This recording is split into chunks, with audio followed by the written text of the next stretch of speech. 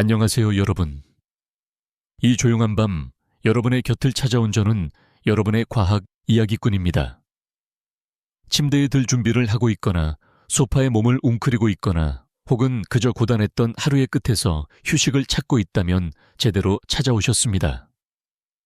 이곳은 과학이 속삭임이 되고 호기심이 잠옷을 입는 인터넷의 조용한 작은 구석입니다.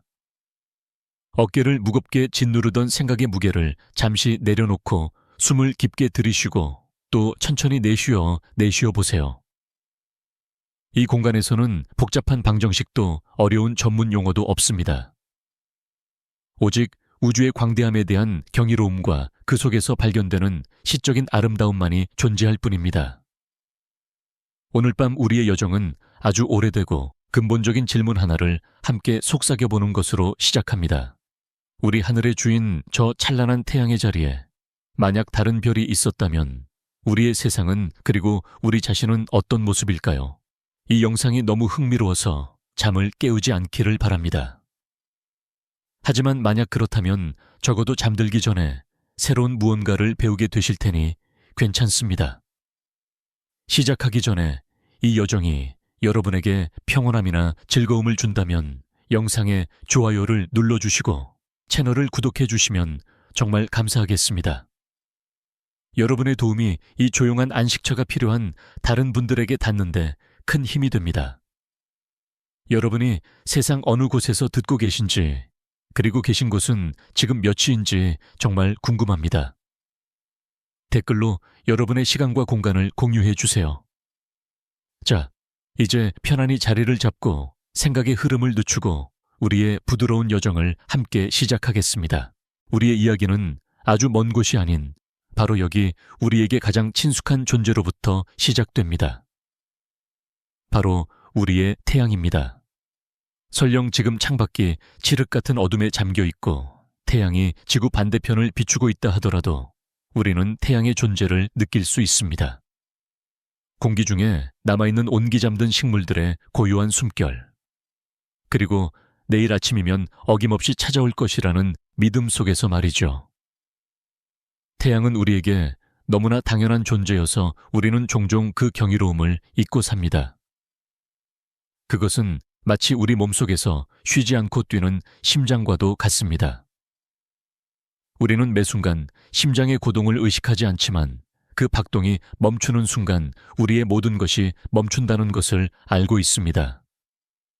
태양 역시 우리 태양계의 거대한 심장입니다. 약 46억 년 전 거대한 성간구름이 자체 중력에 의해 서서히 붕괴하며 태어난 이 별은 그때부터 지금까지 단 한순간도 쉬지 않고 빛과 열을 우리에게 보내주고 있습니다. 이 거대한 에너지의 근원은 무엇일까요? 그것은 태양의 가장 깊은 심장부에서 일어나는 우주에서 가장 순수하고 강력한 변환 과정, 바로 핵융합입니다. 태양의 중심은 상상할 수 없는 압력과 온도로 가득 찬 거대한 용광로와 같습니다. 그곳에서는 수소 원자들이 서로에게 이끌려 마치 오랜 친구처럼 부드럽게 껴안습니다. 이 거대한 압력 속에서 4개의 수소 원자핵은 하나의 헬륨 원자핵으로 새롭게 태어나는 끝없는 춤을 춥니다. 이 과정은 마치 4개의 작은 물방울이 모여 하나의 더 큰 물방울이 되는 것과 같지만 한 가지 마법 같은 차이가 있습니다. 새롭게 태어난 헬륨 원자핵의 질량은 원래 4개의 수소 원자핵 질량을 합친 것보다 아주 미세하게 가볍습니다. 이 사라진 질량 우주의 저울에서조차 측정하기 힘든 이 작은 차이가 바로 태양 에너지의 비밀입니다. 이 미세한 질량은 순수한 에너지로 변환되어 빛과 열의 형태로 사방으로 퍼져나갑니다. 이것이 바로 그 유명한 아인슈타인의 방정식 에너지는 질량과 빛의 속도 제곱을 곱한 것과 같다는 개념의 살아있는 증거입니다. 매초 수백만 톤의 물질을 빛으로 바꾸는 이 장엄한 연금술 덕분에 지구의 작은 생명체인 우리는 따스한 햇살 아래에서 눈을 뜰 수 있는 것입니다. 태양의 심장에서 태어난 한 줄기 빛, 즉 광자가 우리 눈에 닿기까지의 여정은 그 자체로 한편의 대서사시입니다.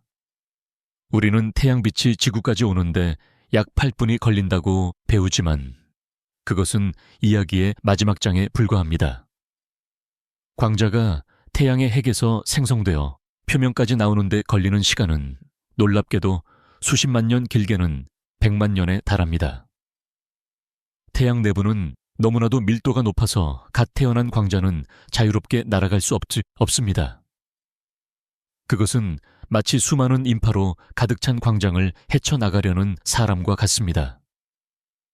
몇 센티미터 나아가기도 전에 다른 입자와 부딪혀 흡수되었다가 다시 방출되기를 수없이 반복합니다.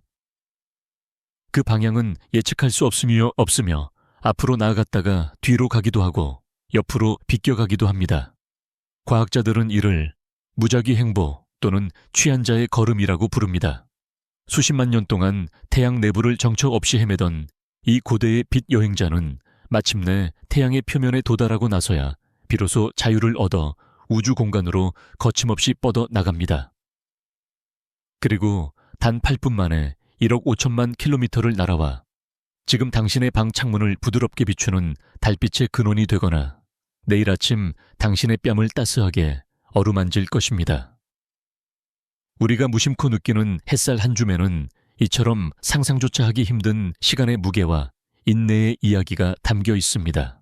이토록 혼란스럽고 격렬한 과정을 통해 에너지를 만들어내지만 태양은 놀라울 정도로 안정적인 별입니다.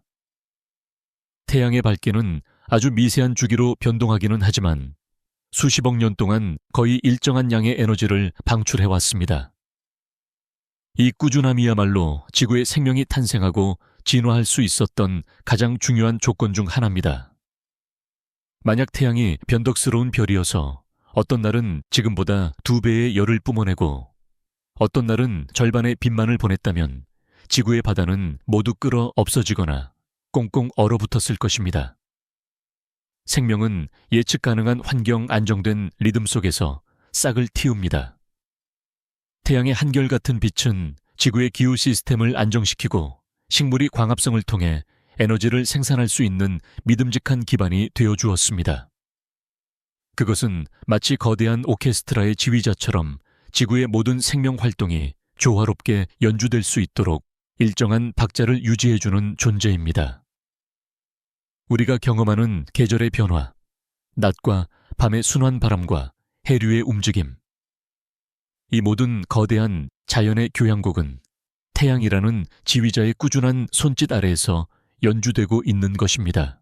하지만 이 오랜 동반자에게도 풀리지 않는 수수께끼가 있습니다. 과학자들은 이를 젊고 희미한 태양의 역설이라고 부릅니다. 별의 진화 모델에 따르면 약 40억 년 전 태양계가 아직 젊었을 때의 태양은 지금보다 약 30%나 더 어두웠습니다. 오늘날 태양의 밝기가 갑자기 30% 감소한다면 지구는 순식간에 모든 것이 얼어붙는 거대한 얼음덩어리가 될 것입니다. 그런데 지질학적 증거들은 놀랍게도 그 당시 어린 지구에 액체 상태의 바다가 존재했음을 명백히 보여줍니다. 심지어 생명의 첫 흔적들도 바로 그 시기에 나타나기 시작했습니다. 그렇다면 무엇이 어린 지구를 따뜻하게 품어주었을까요? 어둡고 희미한 태양 아래에서 어떻게 지구는 얼어붙지 않고 생명의 요람이 될 수 있었을까요? 아마도 당시 지구의 대기는 지금과는 매우 다른 성분으로 이루어져 더 강력한 온실 효과로 태양의 부족한 열을 붙잡아 두었을지도 모릅니다. 혹은 다른 미지의 요인이 작용했을 수도 있습니다. 사실 우리는 아직 확실히 알지 못합니다. 이 역설은 우리에게 생명의 탄생이 얼마나 아슬아슬한 균형 위에 서 있는 기적인지를 상기시켜 줍니다. 그것은 마치 우리가 당연하게 여기는 모든 것들이 사실은 수많은 우연과 필연이 겹쳐 만들어진 깨지기 쉬운 유리 공예품과 같다는 사실을 속삭이는 듯합니다. 우리가 태양을 이야기할 때 우리는 종종 빛과 열만을 떠올립니다. 하지만 태양의 영향력은 훨씬 더 깊고 섬세하게 우리의 세계를 빚어냈습니다. 아침 하늘을 물들이는 푸른빛 저녁 노을의 장엄한 붉은빛, 이 모든 색채의 향연은 태양빛이 지구 대기층의 작은 입자들과 만나 춤을 추며 만들어내는 예술 작품입니다. 태양빛이 없었다면 우리의 세상은 영원한 흑백의 공간이었을 것입니다. 바람이 부는 이유도 근본적으로는 태양 때문입니다. 태양이 지구의 적도와 극지방을 불균등하게 드면서 공기의 거대한 순환, 즉 바람을 만들어냅니다. 바다의 해류 또한 마찬가지입니다. 태양 에너지는 숲의 가장 작은 나무집 하나가 이산화탄소를 산소로 바꾸는 광합성의 동력이 되며, 이 작은 공장들이 수십억 년 동안 뿜어낸 산소 덕분에 우리는 숨을 쉴 수 있게 되었습니다. 우리가 섭취하는 모든 음식, 우리가 사용하는 거의 모든 에너지는 그 근원을 거슬러 올라가면 결국 태양에 닿아 있습니다. 쌀 한 톨, 사과 한 알에 담긴 에너지는 태양빛이 화학 에너지로 변환된 것이며, 우리가 태우는 화석 연료조차 수억 년 전 태양 에너지를 저장했던 고대 식물들의 유산입니다. 이처럼 태양은 보이지 않는 끈으로 우리 세상의 모든 것과 연결되어 있습니다. 그것은 생명의 거대한 직물을 짜는 배틀의 붓과 같아서 끊임없이 오가며 모든 존재의 시실과 날씨를 엮어주고 있습니다. 이제 잠시 눈을 감고 상상해 보십시오. 내일 아침 당신의 눈꺼풀 위로 스며드는 빛의 감촉을. 그것은 단순한 빛이 아닙니다. 그것은 수십만 년의 시간을 여행한 고대의 전령이며 수소 원자들이 기꺼이 자신을 희생하여 만들어낸 창조의 증거입니다. 당신의 피부에 닿는 온기는 단순한 열이 아닙니다. 그것은 지구의 바다를 얼지 않게 하고 바람을 일으키고 꽃을 피우게 하는 생명의 원동력입니다. 이 고요한 밤, 우리가 태양의 부재 속에서 평온을 느끼는 이 순간조차 태양은 지구 반대편에서 변함없이 자신의 역할을 다하고 있습니다. 그것은 우리의 존재를 가능하게 하는 가장 근본적인 약속이며 우리 태양계의 굳건한 중심입니다. 우리는 이토록 친숙하고 한결같은 태양의 품 안에서 태어나고 살아왔습니다. 그 빛 아래에서 문명을 건설했고 사랑을 노래했으며 별들을 향한 꿈을 꾸었습니다. 이것이 바로 우리의 태양, 우리의 별입니다. 우리가 앞으로 탐험할 모든 낯선 별들의 세계는 바로 이 익숙함과의 비교를 통해 그 의미를 갖게 될 것입니다. 우리가 얼마나 특별하고 아슬아슬한 조건 속에서 살아가고 있는지 이해하기 위해서는 먼저 우리가 가진 것이 무엇인지 깊이 들여다볼 필요가 있습니다. 우리의 태양은 우주 전체로 보면 수천억 개의 별들 중 하나에 불과한 지극히 평범한 노란색 외성일지도 모릅니다. 하지만 우리에게는, 이 지구라는 작은 행성에 사는 우리에게는 유일무이한 생명의 원천이자 세상의 모든 시작을 알리는 빛입니다. 이 온화하고 꾸준한 빛의 존재를 가슴 깊이 느껴보세요. 이 평범함 속에 깃든 위대함을 기억하며 이제 우리는 곧 다른 하늘을 상상하는 여행을 떠날 준비를 합니다. 우리가 지난밤 이야기했던 그 평범하고 익숙한 태양을 잠시 마음속에 떠올려 봅시다. 동쪽 하늘에서 떠올라 세상을 황금빛으로 물들이고 서쪽으로 지며 하루의 끝을 주황빛으로 알리는 그 온화하고 믿음직한 존재를 말입니다.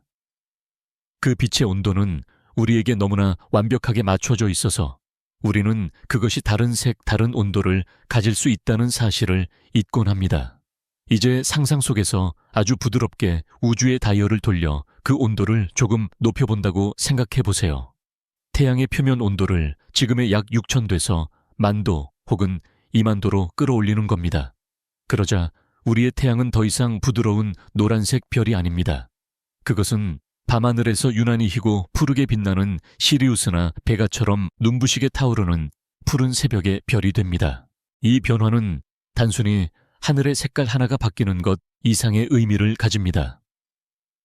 그것은 우리 세계의 근본적인 성질, 우리가 세상을 보고 느끼는 방식 전체를 바꾸는 거대한 전환입니다. 별의 색은 그것의 표면 온도를 알려주는 우주적인 언어입니다. 마치 대장장이가 쇠를 달굴 때 처음에는 어두운 붉은빛을 띠다가 온도가 올라갈수록 주황색, 노란색을 거쳐 마침내 눈을 멀게 할 듯한 희고 푸른빛을 내는 것과 같습니다. 별들도 마찬가지입니다. 온도가 낮은 별은 붉은색을, 우리 태양처럼 적당한 온도의 별은 노란색을, 그리고 표면이 극도로 뜨거운 별들은 푸른색의 빛을 뿜어냅니다. 따라서 우리의 새로운 태양은 더 이상 따스한 모닥불이 아니라 모든 것을 태워버릴 듯한 기세로 타오르는 거대한 가스 용광로와 같습니다. 그 빛은 더 이상 세상을 부드럽게 감싸는 황금빛 양탄자가 아니라 모든 것의 본질을 꿰뚫어 보는 듯한 날카롭고 시린 백색광일 것입니다. 이 푸른 별 아래에서 맞이하는 아침은 어떤 모습일까요? 아마도 황금빛 시간이라 불리는 해가 뜨고 질 무렵의 부드러운 빛은 더 이상 존재하지 않을 겁니다. 빛은 순식간에 어둠을 몰아내고 세상은 마치 거대한 수술실의 조명이 켜진 것처럼 갑자기 밝아질 것입니다. 그림자는 더 이상 부드러운 경계를 가진 희미한 형태가 아니라 칠흑 같은 잉크로 그린 듯 날카롭고 명확한 윤곽을 가질 것입니다. 햇살은 따스하다기보다 따갑고 공기는 건조하고 팽팽하게 느껴질 것입니다. 세상의 모든 색깔들도 이 새로운 빛 아래에서 다시 태어날 것입니다. 따뜻한 계열의 색, 즉 붉은색과 주황색은 그 생기를 잃고 어둡고 탁하게 보일 것입니다.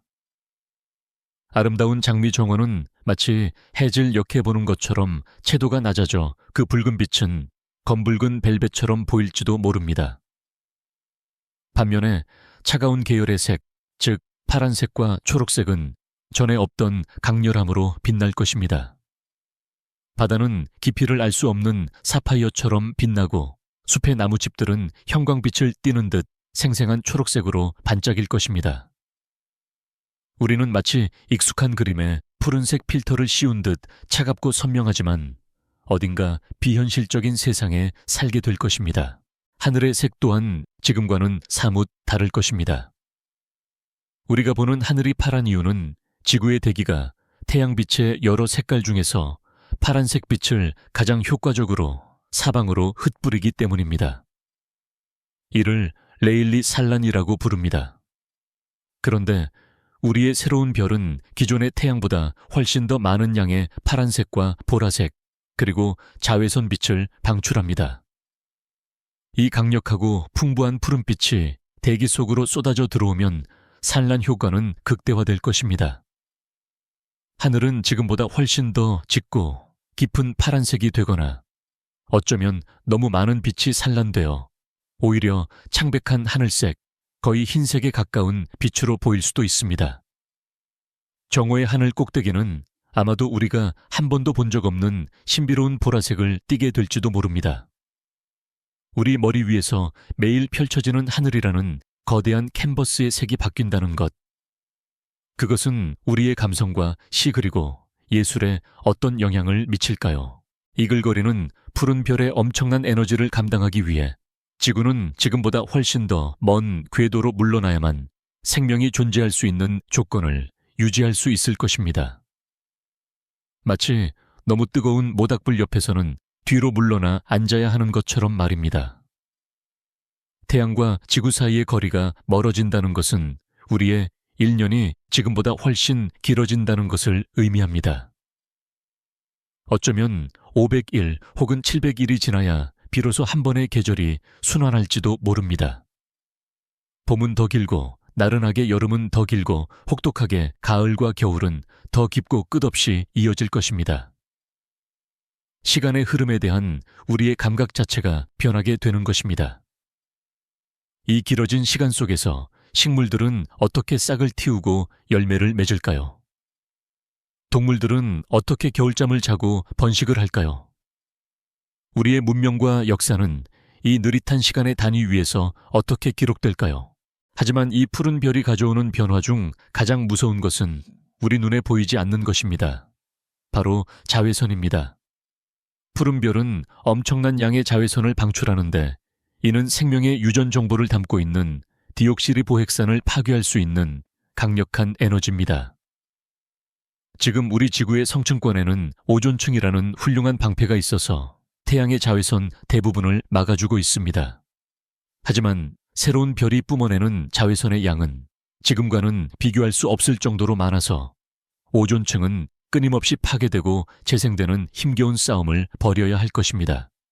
아마도 오존층은 이 공격을 모두 막아내지 못하고 서서히 얇아질 것입니다. 이런 세상에서 생명은 어떻게 살아남을 수 있을까요? 아마도 생명의 진화는 전혀 다른 길을 걸었을 것입니다.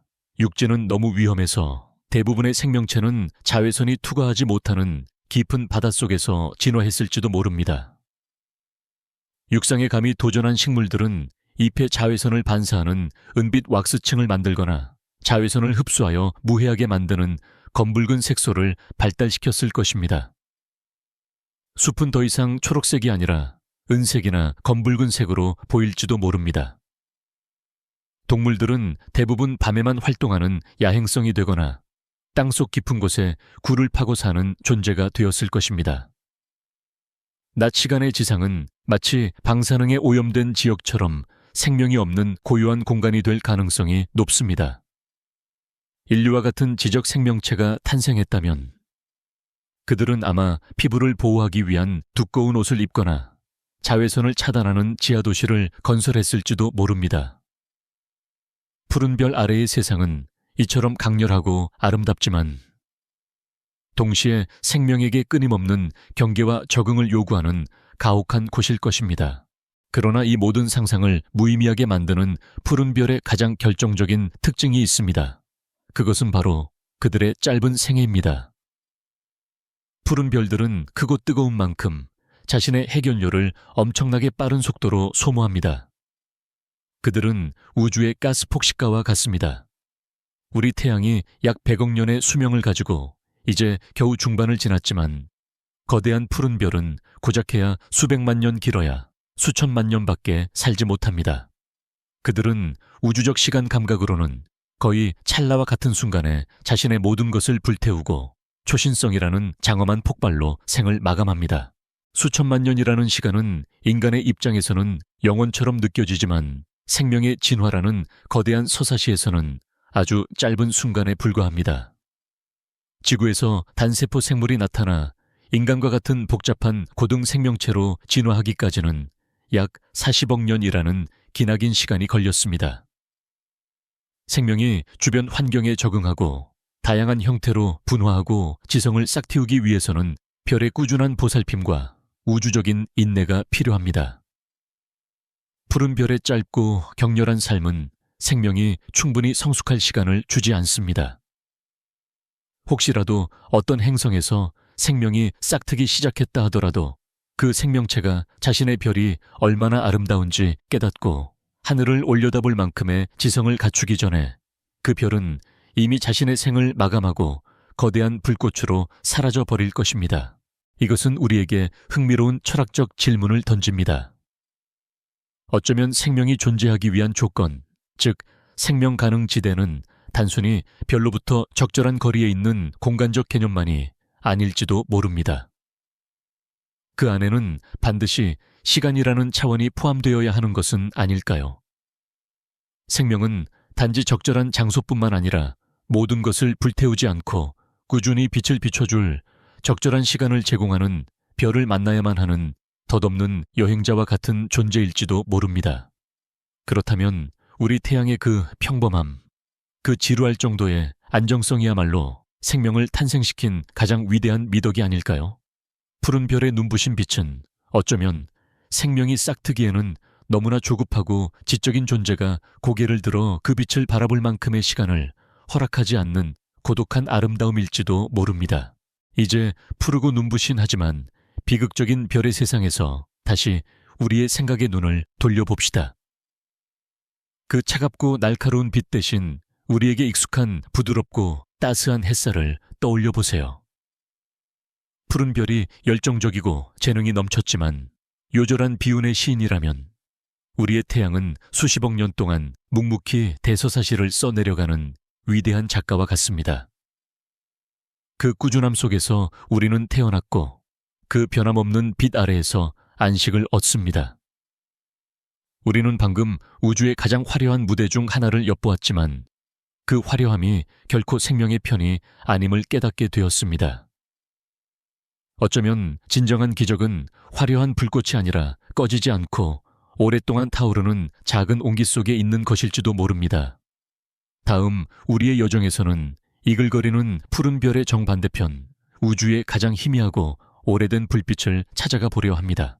우리가 지난밤 상상했던 푸른 별의 세상에서 우리는 지구가 더 멀리 물러나야만 한다고 이야기했습니다. 마치 너무 뜨거운 불을 피해 뒤로 물러나듯 말이죠. 하지만 우리는 그저 물러난다는 한마디로 그 거대한 변화를 스쳐 지나갔습니다. 그 뒤에 숨겨진 행성의 운명을 좌우하고 태양계 전체에 안무를 짜는 보이지 않는 끈에 대해서는 깊이 이야기하지 않았습니다.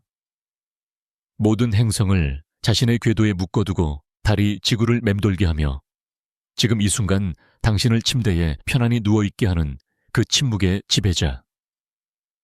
오늘 밤 우리는 바로 그 중력의 세계로 더 깊이 들어가 봅니다. 우리가 태양을 다른 별로 바꾸는 상상을 할 때 우리는 단지 빛과 열을 바꾸는 것이 아닙니다. 우리는 태양계의 가장 근본적인 법칙, 그 무게중심을 바꾸는 것입니다. 푸른 별은 우리 태양보다 훨씬 더 뜨거울 뿐만 아니라 훨씬 더 무겁습니다. 별의 질량, 즉 그 안에 얼마나 많은 물질이 담겨 있는지가 바로 중력의 세기를 결정합니다. 더 무거운 별은 더 강력한 중력의 손길을 가집니다. 그것은 마치 자석의 세기를 더 강하게 만드는 것과 같습니다. 이 강력한 중력은 지구의 궤도를 다시 그리게 만듭니다. 우리는 이 관계를 하나의 아름다운 춤으로 상상해 볼 수 있습니다. 지구는 사실 우주 공간을 똑바로 날아가려는 관성을 가지고 있습니다. 하지만 태양의 중력이라는 보이지 않는 끈이 지구를 계속해서 안쪽으로 끌어당깁니다. 이 두 힘, 즉 앞으로 나아가려는 힘과 안으로 끌어당겨지는 힘이 완벽한 균형을 이룰 때 지구는 안정적인 궤도를 돌게 됩니다. 이것이 바로 행성들이 수십억 년 동안 자신의 길을 잃지 않고 태양 주위를 맴도는 이유입니다. 이제 중심에 있는 별이 더 무거워졌다고 상상해 보세요. 중력이라는 끈이 훨씬 더 강하게 지구를 잡아당깁니다. 만약 지구가 이전과 같은 속도로 움직인다면 이 강력한 힘에 이기지 못하고 나선형을 그리며 별 속으로 빨려 들어가 타버릴 것입니다. 이 운명을 피하기 위해 지구가 할 수 있는 일은 두 가지입니다. 하나는 훨씬 더 빨리 움직이는 것입니다. 더 빠른 속도로 원심력을 만들어내어 강력해진 중력과 균형을 맞추는 것이죠. 하지만 이 방법은 행성을 별에 너무 가깝게 만들어 모든 것을 태워버릴 것입니다. 다른 하나는 우리가 지난밤 이야기했던 것처럼 더 먼 궤도로 물러나는 것입니다. 거리가 멀어지면 중력의 힘은 약해지기 때문입니다. 이 더 넓고 먼 궤도에서 지구는 이전보다 훨씬 더 느리고 장엄하게 움직이며 새로운 균형을 찾을 것입니다. 지구의 춤은 더 이상 경쾌한 왈츠가 아니라 거대하고 느린 교향곡의 한 악장처럼 변할 것입니다. 그리고 이 느린 춤은 우리의 년이라는 시간 단위를 완전히 바꾸어 놓습니다. 지구의 공전 주기가 길어졌으니 1년은 더 이상 365일이 아닐 겁니다.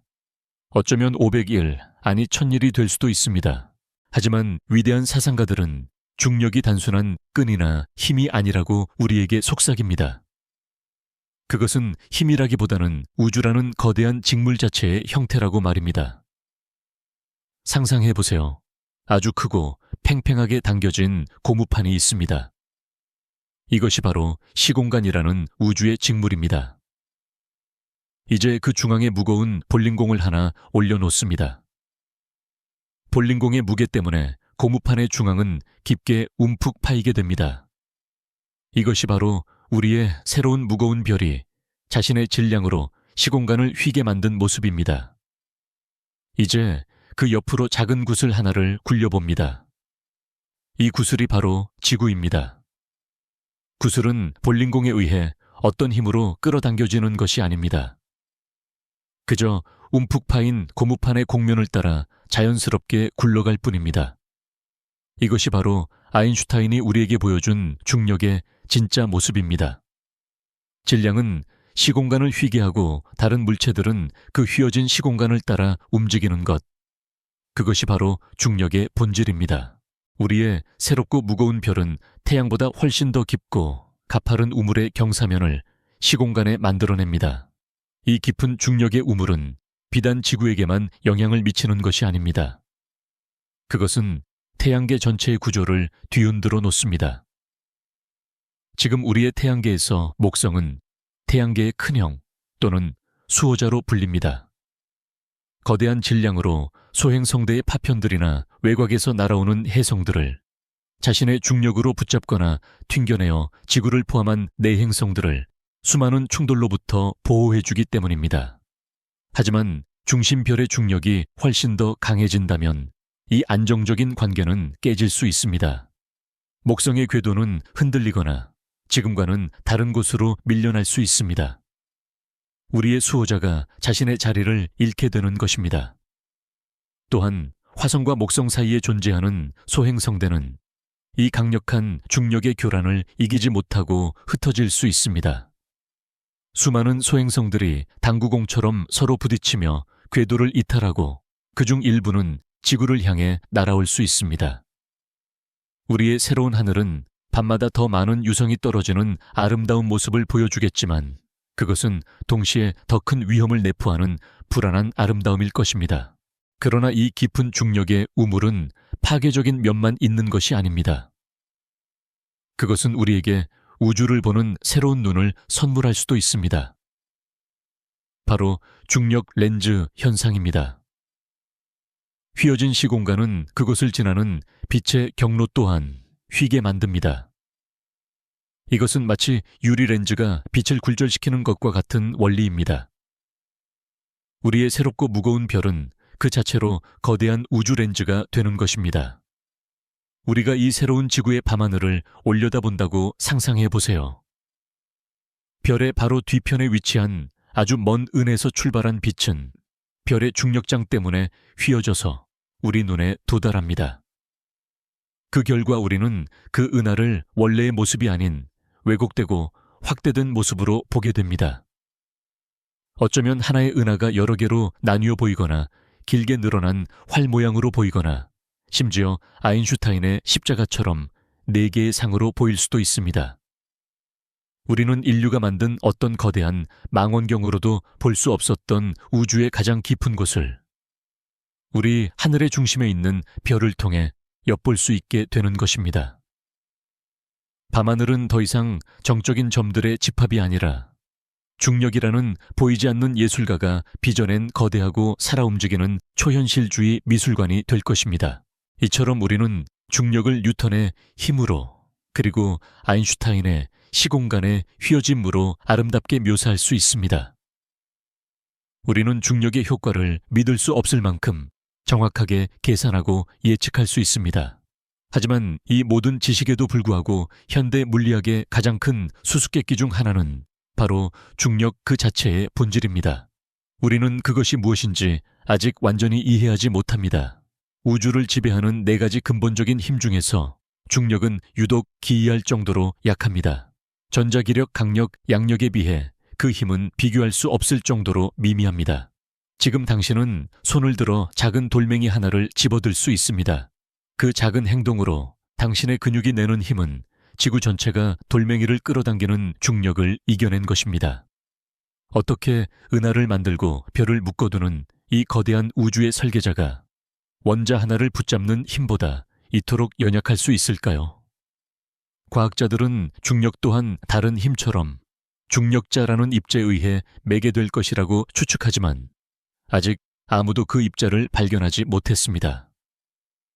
중력은 우리에게 가장 친숙한 힘이지만 동시에 가장 깊은 미지의 영역에 남아있는 존재입니다. 이 신비로운 힘, 중력의 품 안에서 우리는 살아갑니다. 이 순간에도 지구의 중력은 우리 몸의 모든 세포를 부드럽게 끌어당기고 대기와 바다를 행성에 붙잡아두고 있습니다. 우리가 더 무거운 별의 행성에 산다면 이 중력의 감각은 훨씬 더 강렬하고 명확하게 느껴질 것입니다. 몸은 더 무겁게 느껴지고 모든 움직임은 더 많은 노력을 필요로 할 것입니다. 우리는 매 순간 우리를 붙들고 있는 별의 강력한 존재감을 의식하며 살아가야 할지도 모릅니다. 그것은 끊임없는 그리고 때로는 부담스러운 우주적 포옹과 같을 것입니다. 이제 그 묵직한 포옹의 감각에서 벗어나 우리가 지금 느끼고 있는 익숙하고 부드러운 중력의 감각으로 돌아와 봅시다. 우리 태양의 중력은 너무나도 절묘하게 조정되어 있습니다. 우리를 행성에 붙잡아 둘 만큼 충분히 강하지만 자유롭게 걷고 뛰고 꿈꿀 수 있을 만큼 충분히 부드럽습니다. 태양계의 다른 행성들을 혼란에 빠뜨리지 않을 만큼 안정적이고 우리에게 예측 가능한 계절과 시간을 선물할 만큼 신뢰할 수 있습니다. 우리는 중력이라는 보이지 않는 끈에 묶여 있지만 그것은 우리를 속박하는 사슬이 아니라 우리가 춤을 출 수 있도록 무대를 마련해주는 안전한 울타리와 같습니다. 별의 질량이 단지 그 별의 중력과 수명에만 영향을 미치는 것은 아닙니다. 그것은 별이 어떤 종류의 행성을 거느릴 수 있는지, 그리고 어떤 방식으로 자신의 삶을 마감하는지까지 결정합니다. 우리의 다음 여정에서는 이 질량이라는 열쇠를 가지고 또 다른 문을 열어보려 합니다. 그곳에는 아마도 영원할 것만 같은 황혼의 세계가 우리를 기다리고 있을 것입니다. 지난밤 우리는 별의 질량이라는 열쇠를 손에 쥐었습니다. 그 열쇠가 중력의 세계를 결정하고 별의 색과 수명을 결정하며 행성의 궤도와 운명을 바꿀 수 있다는 것을 알게 되었습니다.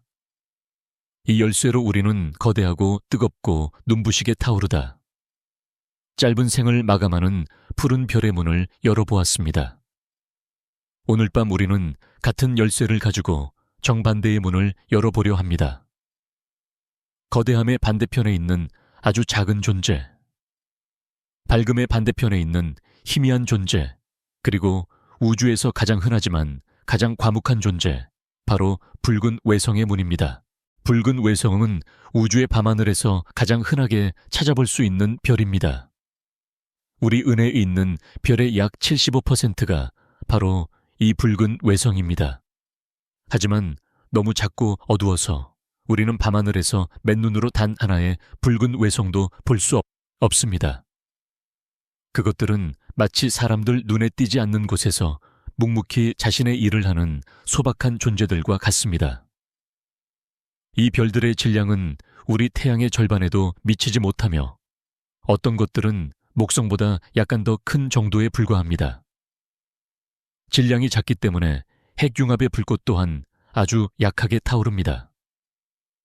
그 빛은 세상을 밝히는 찬란한 횃불이 아니라 광대한 어둠 속에서 간신히 온기를 유지하는 작은 모닥불이나 꺼져가는 숯불에 가깝습니다.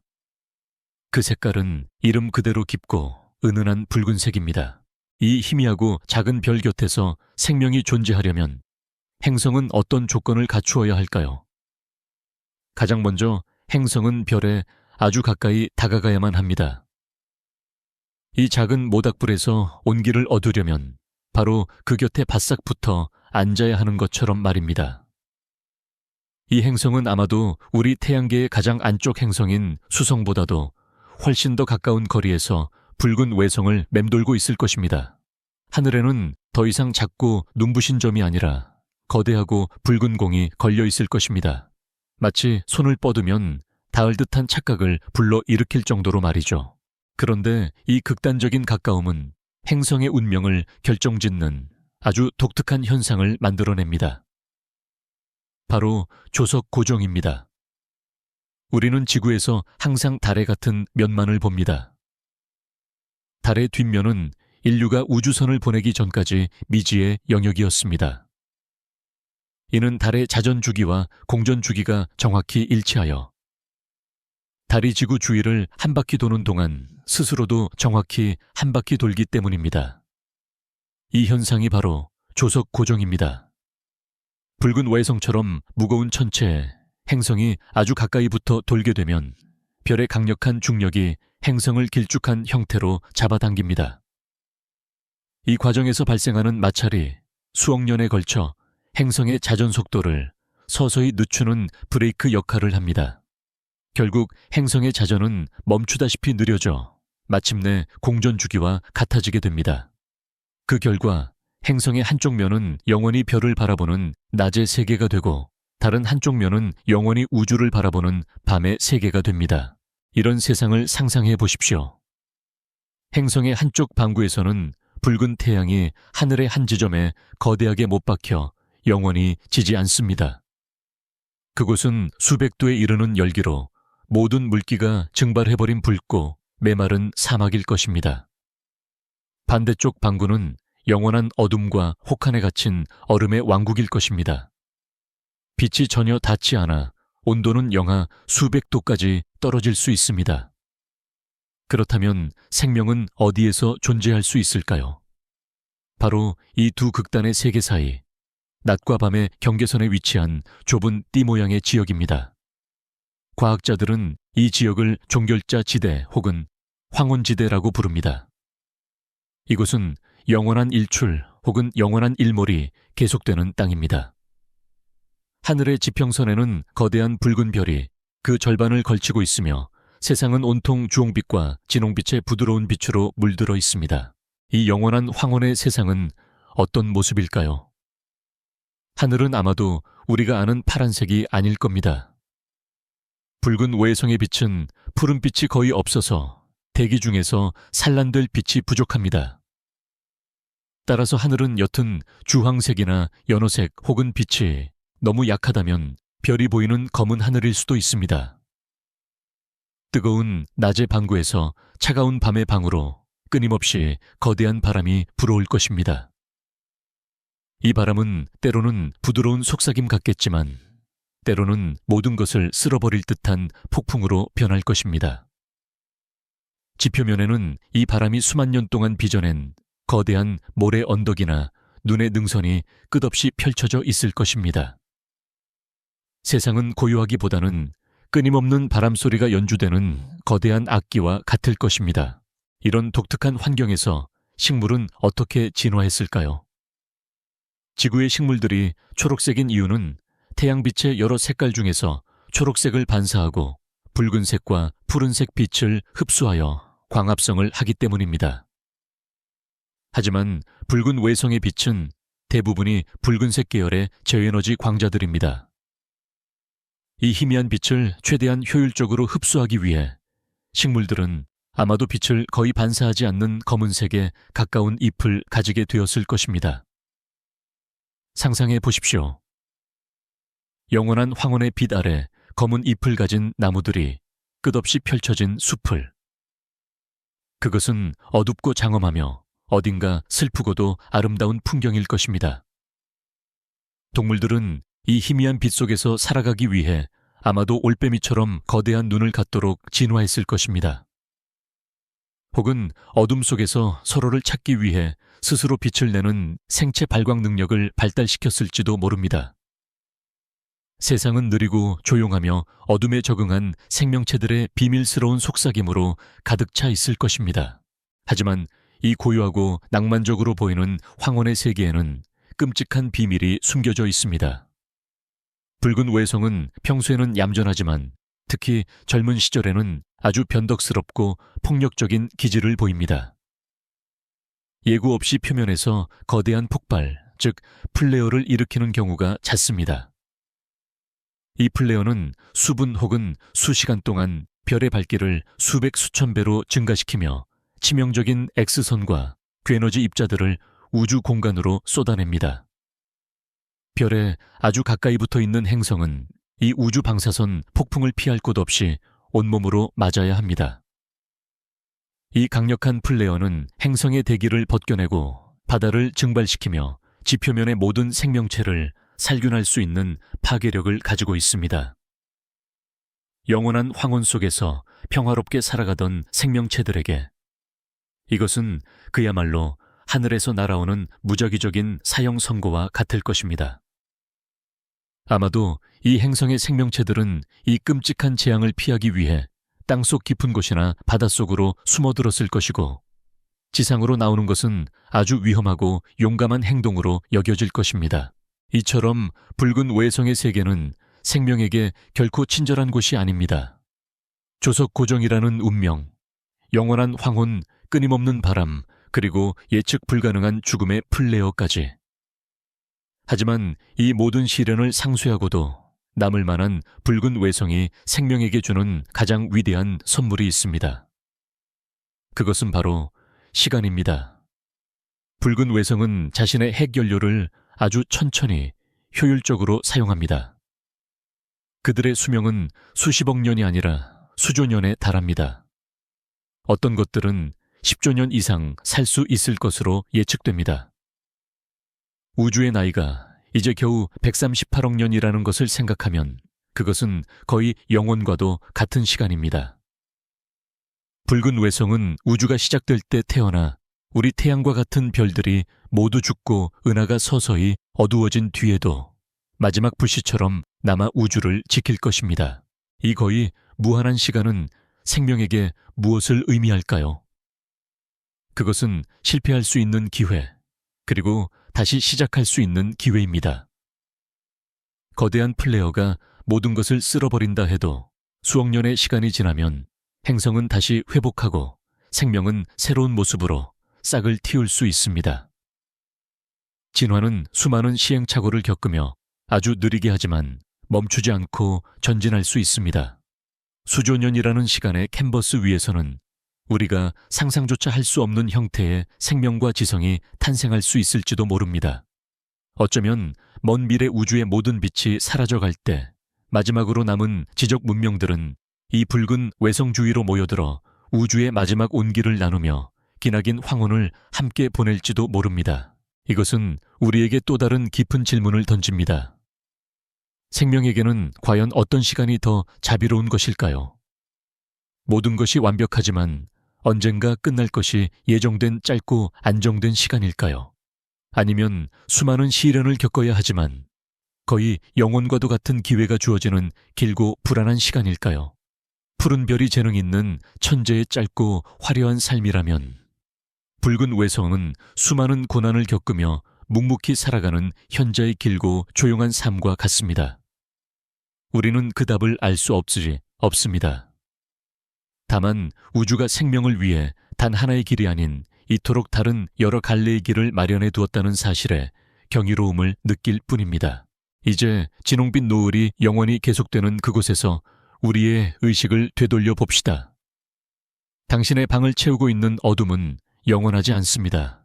몇 시간 뒤면 어김없이 동쪽 하늘에서 우리의 태양이 떠올라 세상을 다시 밝힐 것입니다. 붉은 외성의 세계는 우리에게 인내와 적응의 위대함을 가르쳐 줍니다. 가장 혹독한 환경 속에서도 생명은 어떻게든 길을 찾아내고 시간이라는 가장 위대한 동맹과 함께 살아남는다는 것을 보여줍니다. 우리는 한 개의 별이 지배하는 세상들을 여행했습니다. 하지만 우주에는 때로 두 개의 태양이 함께 춤을 추는 더욱 기이하고 아름다운 무대가 존재합니다. 다음 우리의 여정은 바로 그곳을 향할 것입니다. 우리가 지금까지 여행했던 세상들은 모두 하나의 태양을 가진 우리에게 익숙한 구조였습니다. 그 태양이 뜨거운 푸른색이든 희미한 붉은색이든 언제나 하나의 빛이 세상을 지배하고 있었습니다.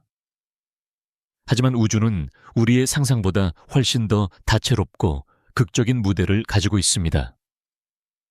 별들은 종종 홀로 태어나지 않습니다.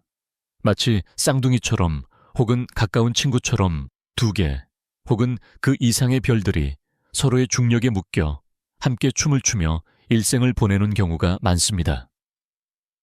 오늘 밤 우리는 바로 그 쌍성계의 세상 두 개의 태양이 하늘을 그리는 곳으로 떠나보려 합니다. 그곳에서는 그림자가 하나가 아니라 둘로 나뉘어 춤을 추고 계절의 리듬은 예측할 수 없는 즉흥 연주처럼 펼쳐집니다. 두 개의 태양을 가진 행성의 하늘은 어떤 모습일까요? 그것은 두 별이 서로 어떤 관계를 맺고 있느냐에 따라 천차만별의 풍경을 보여줄 것입니다. 만약 두 별이 아주 멀리 떨어져 있고 행성이 그중 하나의 별 주위만을 돌고 있다면 그 세상의 주민들은 하나의 주된 태양과 함께 밤하늘에서 유난히 밝게 빛나는 두 번째 태양을 가지게 될 것입니다. 낮에는 하나의 태양이 세상을 비추고 밤이 되면 마치 거대한 다이아몬드처럼 밝은 또 하나의 별이 떠올라 어둠을 완전히 몰아내지 못하는 영원한 방명의 밤이 계속될 수도 있습니다. 이 두 번째 태양은 계절에 따라 밤하늘에서 거대한 호를 그리며 움직일 것이고, 고대의 문명들은 이 두 빛의 춤을 보며 신비로운 신화와 정교한 천문학을 발전시켰을 것입니다. 하지만 훨씬 더 흥미로운 경우는 두 개의 별이 서로 가까이 붙어 맴돌고 행성이 그 두 별 모두를 아우르는 더 큰 궤도를 도는 경우입니다. 영화 속 한 장면처럼 이 행성의 하늘에는 두 개의 태양이 함께 떠 있습니다. 아침이 되면 하나의 태양이 먼저 떠오르고 잠시 후 다른 태양이 그 뒤를 따라 떠오를 수 있습니다.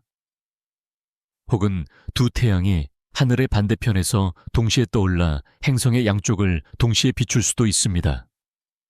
이 두 태양의 색깔과 크기가 다르다면 하늘의 풍경은 더욱 환상적으로 변할 것입니다.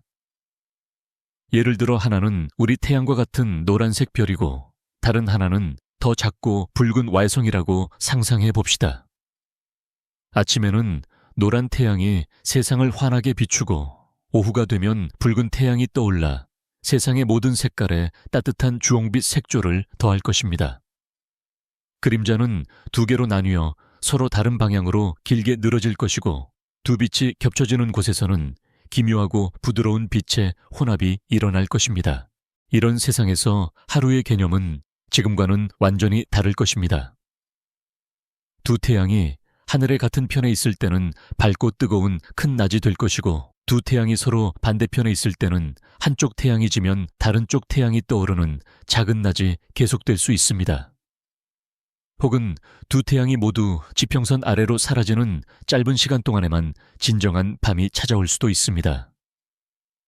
이 복잡한 낮과 밤의 순환 속에서 생명체들은 어떤 수면 패턴과 활동 주기를 가지게 될까요? 어떤 동물은 노란 태양 아래에서만 활동하고 어떤 동물은 붉은 태양의 부드러운 빛을 더 선호할지도 모릅니다.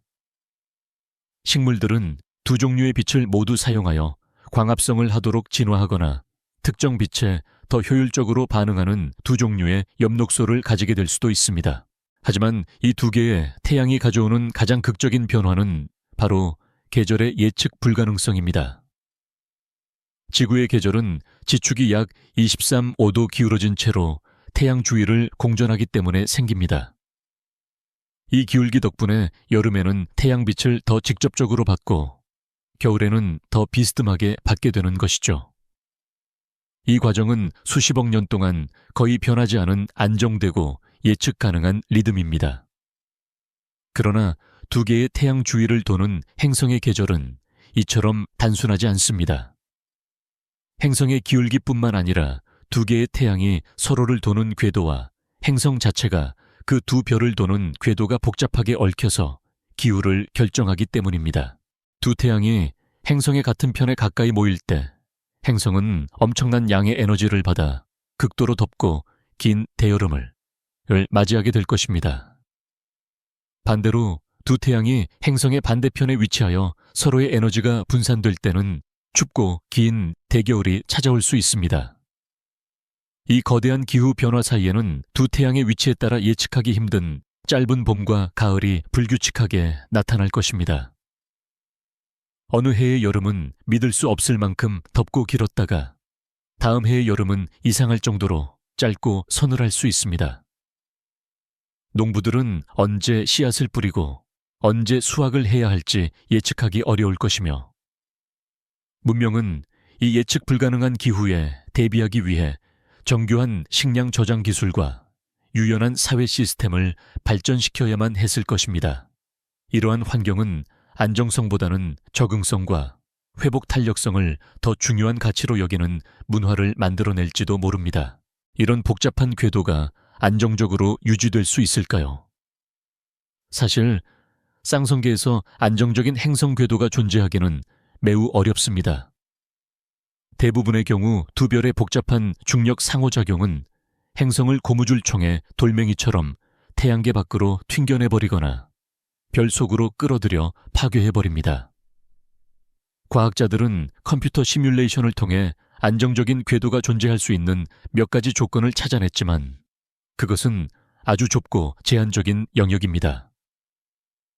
어쩌면 생명이 존재할 수 있는 쌍성계 행성은 우주에서 극도로 희귀한 보석과 같은 존재일지도 모릅니다. 이 불안정성은 우리에게 우주가 얼마나 혼돈스럽고 예측 불가능한 곳인지를 상기시켜 줍니다. 우리가 당연하게 여기는 태양계의 안정성은 결코 보장된 것이 아니라 수많은 천체들의 상호작용 속에서 기적적으로 유지되고 있는 섬세한 균형의 결과물인 것입니다. 그러나 만약 생명이 이 혼돈 속에서 살아남는 법을 배운다면 그들은 아마도 우리와는 전혀 다른 방식으로 우주를 바라볼 것입니다. 하나의 태양 아래 사는 우리는 단일함과 규칙성 예측 가능성을 자연스러운 질서로 받아들입니다. 하지만 두 개의 태양 아래 사는 문명에게는 변화와 복잡성 예측 불가능성이야말로 우주의 본질일 것입니다. 그들의 철학과 예술은 아마도 이중성 상호작용 그리고 예측할 수 없는 것들의 조화를 찬미하는 방향으로 발전했을 것입니다. 그들은 하나의 진리가 아니라 여러 관점이 공존하는 세상을 더 자연스럽게 받아들일지도 모릅니다. 이 모든 상상은 우리에게 한 가지 중요한 과학적 질문을 던집니다. 바로 트로이 소행성분의 존재입니다. 거대한 행성인 목성은 그 궤도를 따라 앞뒤로 60도 떨어진 두 개의 안정적인 지점을 가지고 있습니다. 이 지점들은 라그랑주 점이라고 불리며 목성과 태양의 중력이 완벽한 균형을 이루는 곳입니다. 이곳에는 수천 개의 소행성들이 마치 목성의 호위무사처럼 함께 궤도를 돌고 있습니다. 그렇다면 쌍성계에서도 이와 같은 안정적인 지점이 존재할 수 있지 않을까요? 어쩌면 행성이 두 별 중 하나와 같은 궤도를 돌면서 그 별의 앞이나 뒤에 있는 라그랑주점에 위치할 수도 있습니다. 이것은 아직 해결되지 않은 흥미로운 천문학적 질문이며 만약 가능하다면 우리가 상상하지 못했던 또 다른 형태의 쌍성계 행성이 존재할 수 있다는 가능성을 열어줍니다. 이제 두 개의 그림자가 엇갈리고 계절이 예측 불가능한 춤을 추는 그곳에서 우리의 생각에 닻을 올립시다. 당신이 누워있는 이 방의 고요함, 창밖으로 스며드는 가로등 불빛이 만들어내는 하나의 그림자, 그리고 내일 아침이면 어김없이 떠오를 하나의 태양. 이 모든 단일함과 안정감이 얼마나 소중하고 희귀한 것인지 다시 한번 느껴보세요. 쌍성계의 세상은 우리에게 우주의 질서가 단 하나의 형태가 아님을 보여줍니다. 그것은 때로는 혼돈스럽고 때로는 불안정하며 때로는 우리의 상상을 뛰어넘는 복잡한 아름다움을 가지고 있습니다. 우리는 지금까지 별의 크기와 개수라는 변수를 가지고 여행했습니다. 하지만 별의 삶에는 또 다른 중요한 변수가 있습니다. 바로 시간입니다. 어떤 별들은 우주적 시간으로 볼 때 거의 눈 깜짝할 사이에 자신의 모든 것을 불태워버립니다. 우리의 다음 여정은 바로 그 찰나의 거인들이 만들어내는 눈부신 비극의 무대로 향할 것입니다. 지난밤 우리는 쌍둥이 태양의 예측 불가능한 춤을 이야기하며 별의 삶을 결정하는 또 다른 중요한 변수인 시간에 대해 언급했습니다. 우리는 붉은 외성이 선물하는 거의 영원과도 같은 시간을 엿보았고 쌍성계의 혼돈 속에서 안정성을 찾는 것이 얼마나 어려운지 살펴보았습니다. 오늘 밤 우리는 그 시간의 스펙트럼의 가장 반대편 끝으로 여행을 떠납니다. 우주의 시간 속에서는 거의 찰나에 불과한 지극히 강렬하고 눈부신 삶을 살다가는 존재, 바로 찰나의 거인들을 만나보려 합니다. 이들은 우주의 밤하늘을 가장 밝게 수놓는 슈퍼스타들이지만 그들의 빛은 영원히 타오르도록 허락되지 않은 비극적인 아름다움을 품고 있습니다. 이 거대한 별들은 우리 태양과는 비교조차 할 수 없는 우주적인 거인입니다. 질량은 태양의 수십 배 때로는 수백 배에 달하며 그 밝기는 수만 수백만 배 더 밝습니다. 이들은 푸른 별의 세상에서 우리가 잠시 만났던 별들의 형님뻘 되는 존재들로 푸른 초거성이라 불립니다. 이들의 삶은 산다기보다는 연소한다는 표현이 더 어울립니다. 그들의 거대한 질량이 만들어내는 엄청난 중력은 별의 중심부를 상상할 수 없는 온도와 압력으로 압축합니다. 이 극단적인 환경 속에서 핵융합 반응은 우리 태양과는 비교할 수 없을 정도로 격렬하고 빠르게 일어납니다. 마치 작은 모닥불과 거대한 용광로의 차이와 같습니다. 그들은 엄청난 속도로 자신의 연료를 집어삼키며 그 대가로 우주에서 가장 밝은 빛을 뿜어냅니다. 이 별의 심장부에서는 우주적인 연금술이 쉴 새 없이 펼쳐집니다. 별의 일생은 중력과 에너지 사이에 끊임없는 줄다리기입니다. 핵융합이 만들어내는 에너지는 별을 바깥으로 밀어내려 하고 중력은 모든 것을 안으로 붕괴시키려 합니다. 별의 삶의 첫 단계에서는 수소가 헬륨으로 변환되며 이 균형을 유지합니다. 하지만 거대한 별에서는 수소 연료가 금방 고갈됩니다. 그러면 중심부는 중력에 의해 다시 수축하며 더 뜨거워지고 이번에는 헬륨을 태워 탄소를 만들기 시작합니다. 이 과정은 마치 양파 껍질처럼 층층이 일어납니다. 중심부에서 헬륨이 탄소로 변하는 동안 그 바깥층에서는 여전히 수소가 헬륨으로 변하고 있습니다. 탄소마저 고갈되면 중심부는 다시 수축하여 너늘 그 다음에는 산소 규소를 차례차례 만들어냅니다. 각각의 새로운 핵융합 단계는 이전 단계보다 훨씬 더 높은 온도를 요구하며 훨씬 더 빠른 속도로 진행됩니다.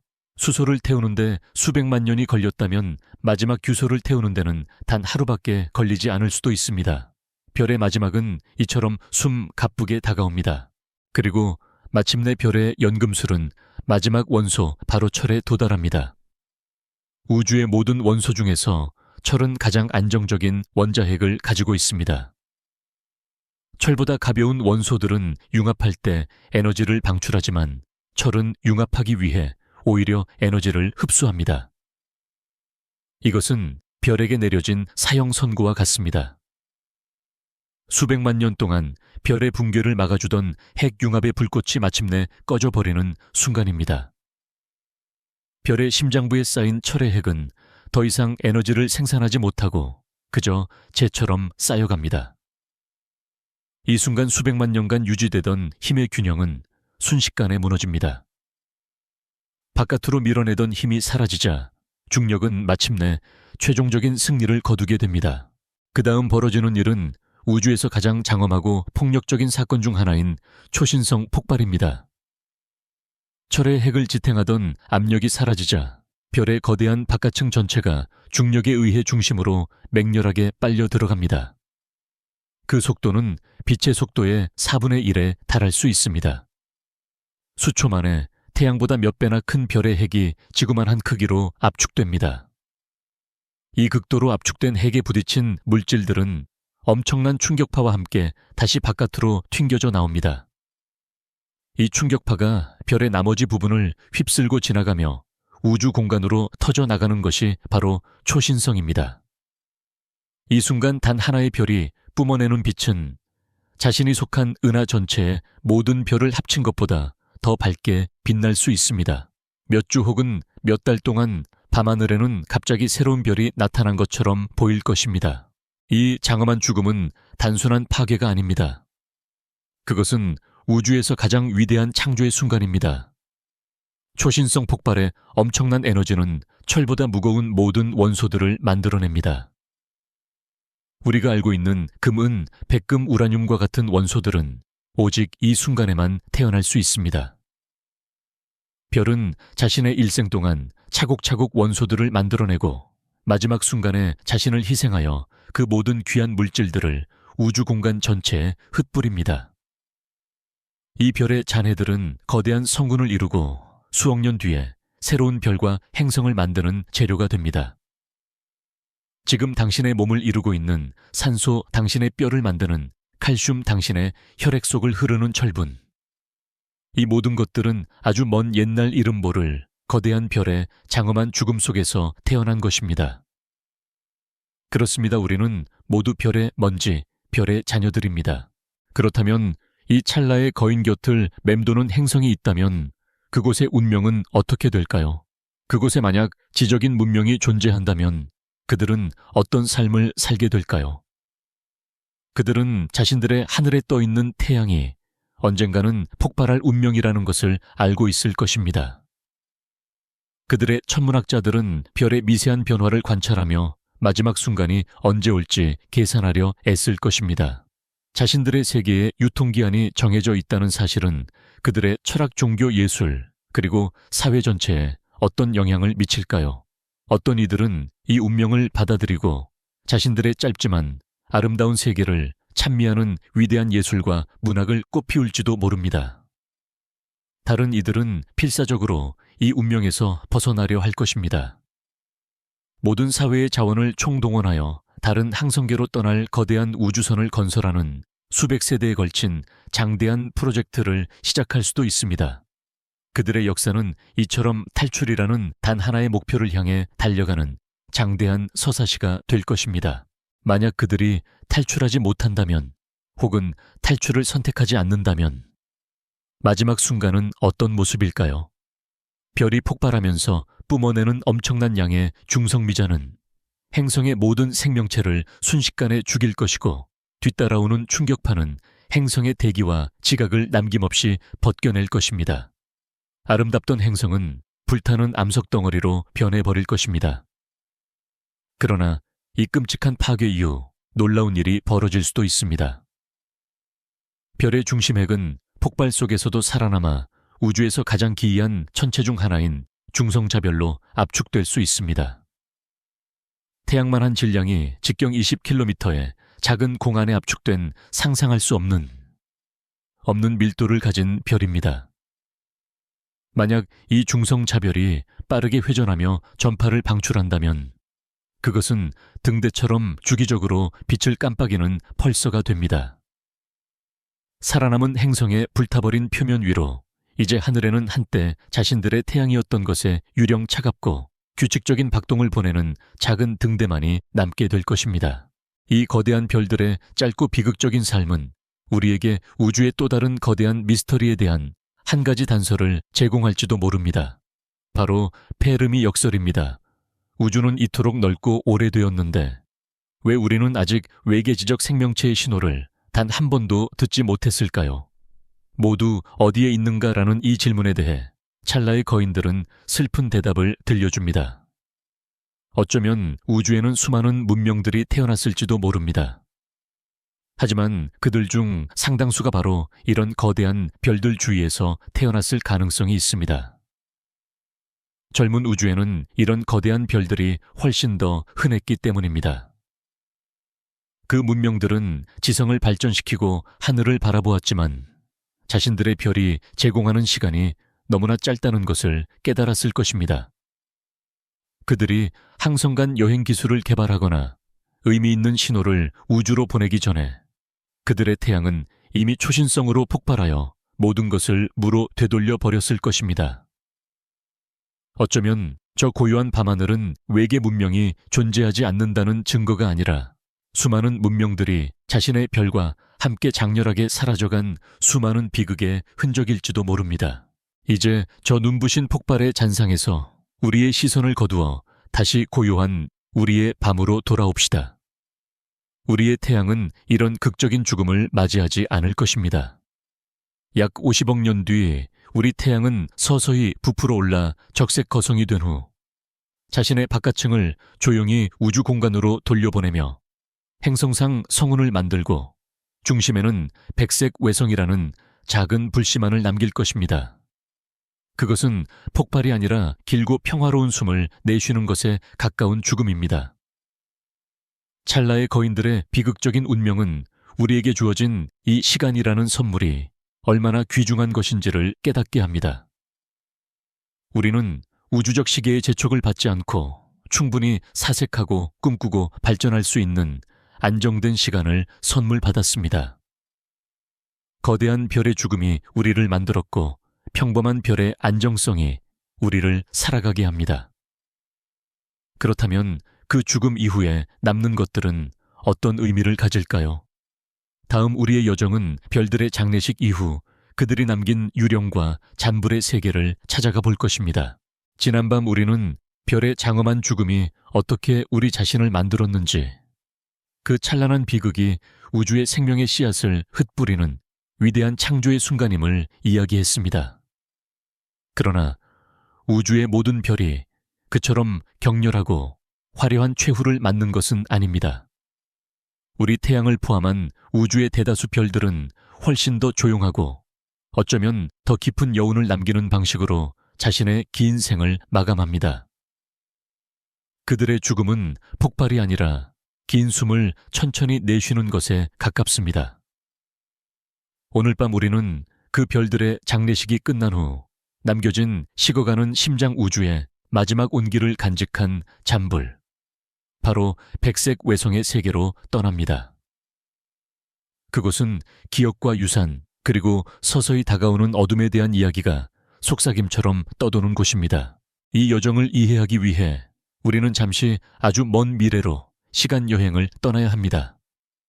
지금으로부터 약 50억 년 뒤 우리 태양의 중심부에 있는 수소 연료가 모두 소진되는 시간입니다. 그때가 되면 태양은 더 이상 안정된 노란색 별이 아니라 거대하게 부풀어 오르는 적색 거성으로 변하기 시작할 것입니다. 그 크기는 수성금성, 그리고 아마도 우리 지구마저 삼켜버릴 정도로 거대해질 것입니다.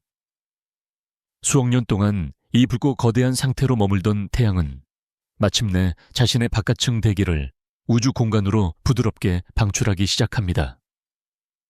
이것은 초신성과 같은 폭발이 아니라 비눗방울이 바람에 흩날리듯 고요하고 아름다운 과정입니다. 이 가스층은 중심별에서 나오는 자외선을 받아 형형색색으로 빛나며 마치 우주에 떠있는 거대한 나비나 신비로운 눈동자처럼 보이는 행성상 성군을 만들어냅니다. 그리고 이 찬란한 성군의 바로 중앙 한때 우리 태양계의 심장이었던 곳에 작고 뜨겁고 믿을 수 없을 만큼 밀도가 높은 핵만이 남게 됩니다. 이것이 바로 백색 외성입니다. 그것은 별의 시체 혹은 유령과도 같은 존재입니다. 그 크기는 지구와 비슷할 정도로 작아졌지만 그 안에는 여전히 태양의 절반이 넘는 질량이 압축되어 있습니다. 백색 외성 한 숟가락의 무게는 지구에서 코끼리 몇 마리의 무게와 맞먹을 정도입니다. 더 이상 핵융합이라는 불꽃으로 자신을 태우지 않기에 백색 외성은 스스로 빛을 만들어내지 못합니다. 우리가 보는 빛은 그저 별이 죽을 때 가졌던 엄청난 열이 서서히 식어가면서 방출되는 말 그대로 마지막 잔열일 뿐입니다. 그렇다면 이 작은 천체는 어떻게 자신의 엄청난 중력에 의해 더 이상 붕괴하지 않고 형태를 유지할 수 있을까요? 여기에는 축태물질이라는 우리가 일상에서는 경험할 수 없는 기묘한 상태의 물질이 비밀을 품고 있습니다. 별의 핵이 극도로 압축되면 그 안의 전자들은 더 이상 갈 곳이 없는 상태에 이릅니다. 양자역학의 법칙에 따라 전자들은 서로 같은 공간과 상태를 차지할 수 없기 때문에 이 압력에 저항하는 강력한 반발력을 만들어냅니다. 이것은 마치 수많은 사람들이 아주 좁은 방에 갇혔을 때 서로를 밀어내며 더 이상 압축되지 않으려는 것과 같습니다. 이 전자축퇴합이라는 양자역학적 힘은 핵융합의 불꽃이 사라진 뒤에도 별의 핵이 중력에 의해 완전히 붕괴하는 것을 막아주는 새로운 버팀목이 됩니다. 백색 외성은 죽음을 통해 물질의 새로운 상태, 즉 믿을 수 없을 만큼 단단하고 뻣뻣뻣한 양자적 결정체로 다시 태어난 것입니다. 이 식어가는 별의 곁에서 생명이 존재할 수 있을까요? 만약 그렇다면 그곳은 어떤 모습일까요? 지구와 같은 원래의 행성들은 적색 거성 단계에서 이미 파괴되었을 것입니다.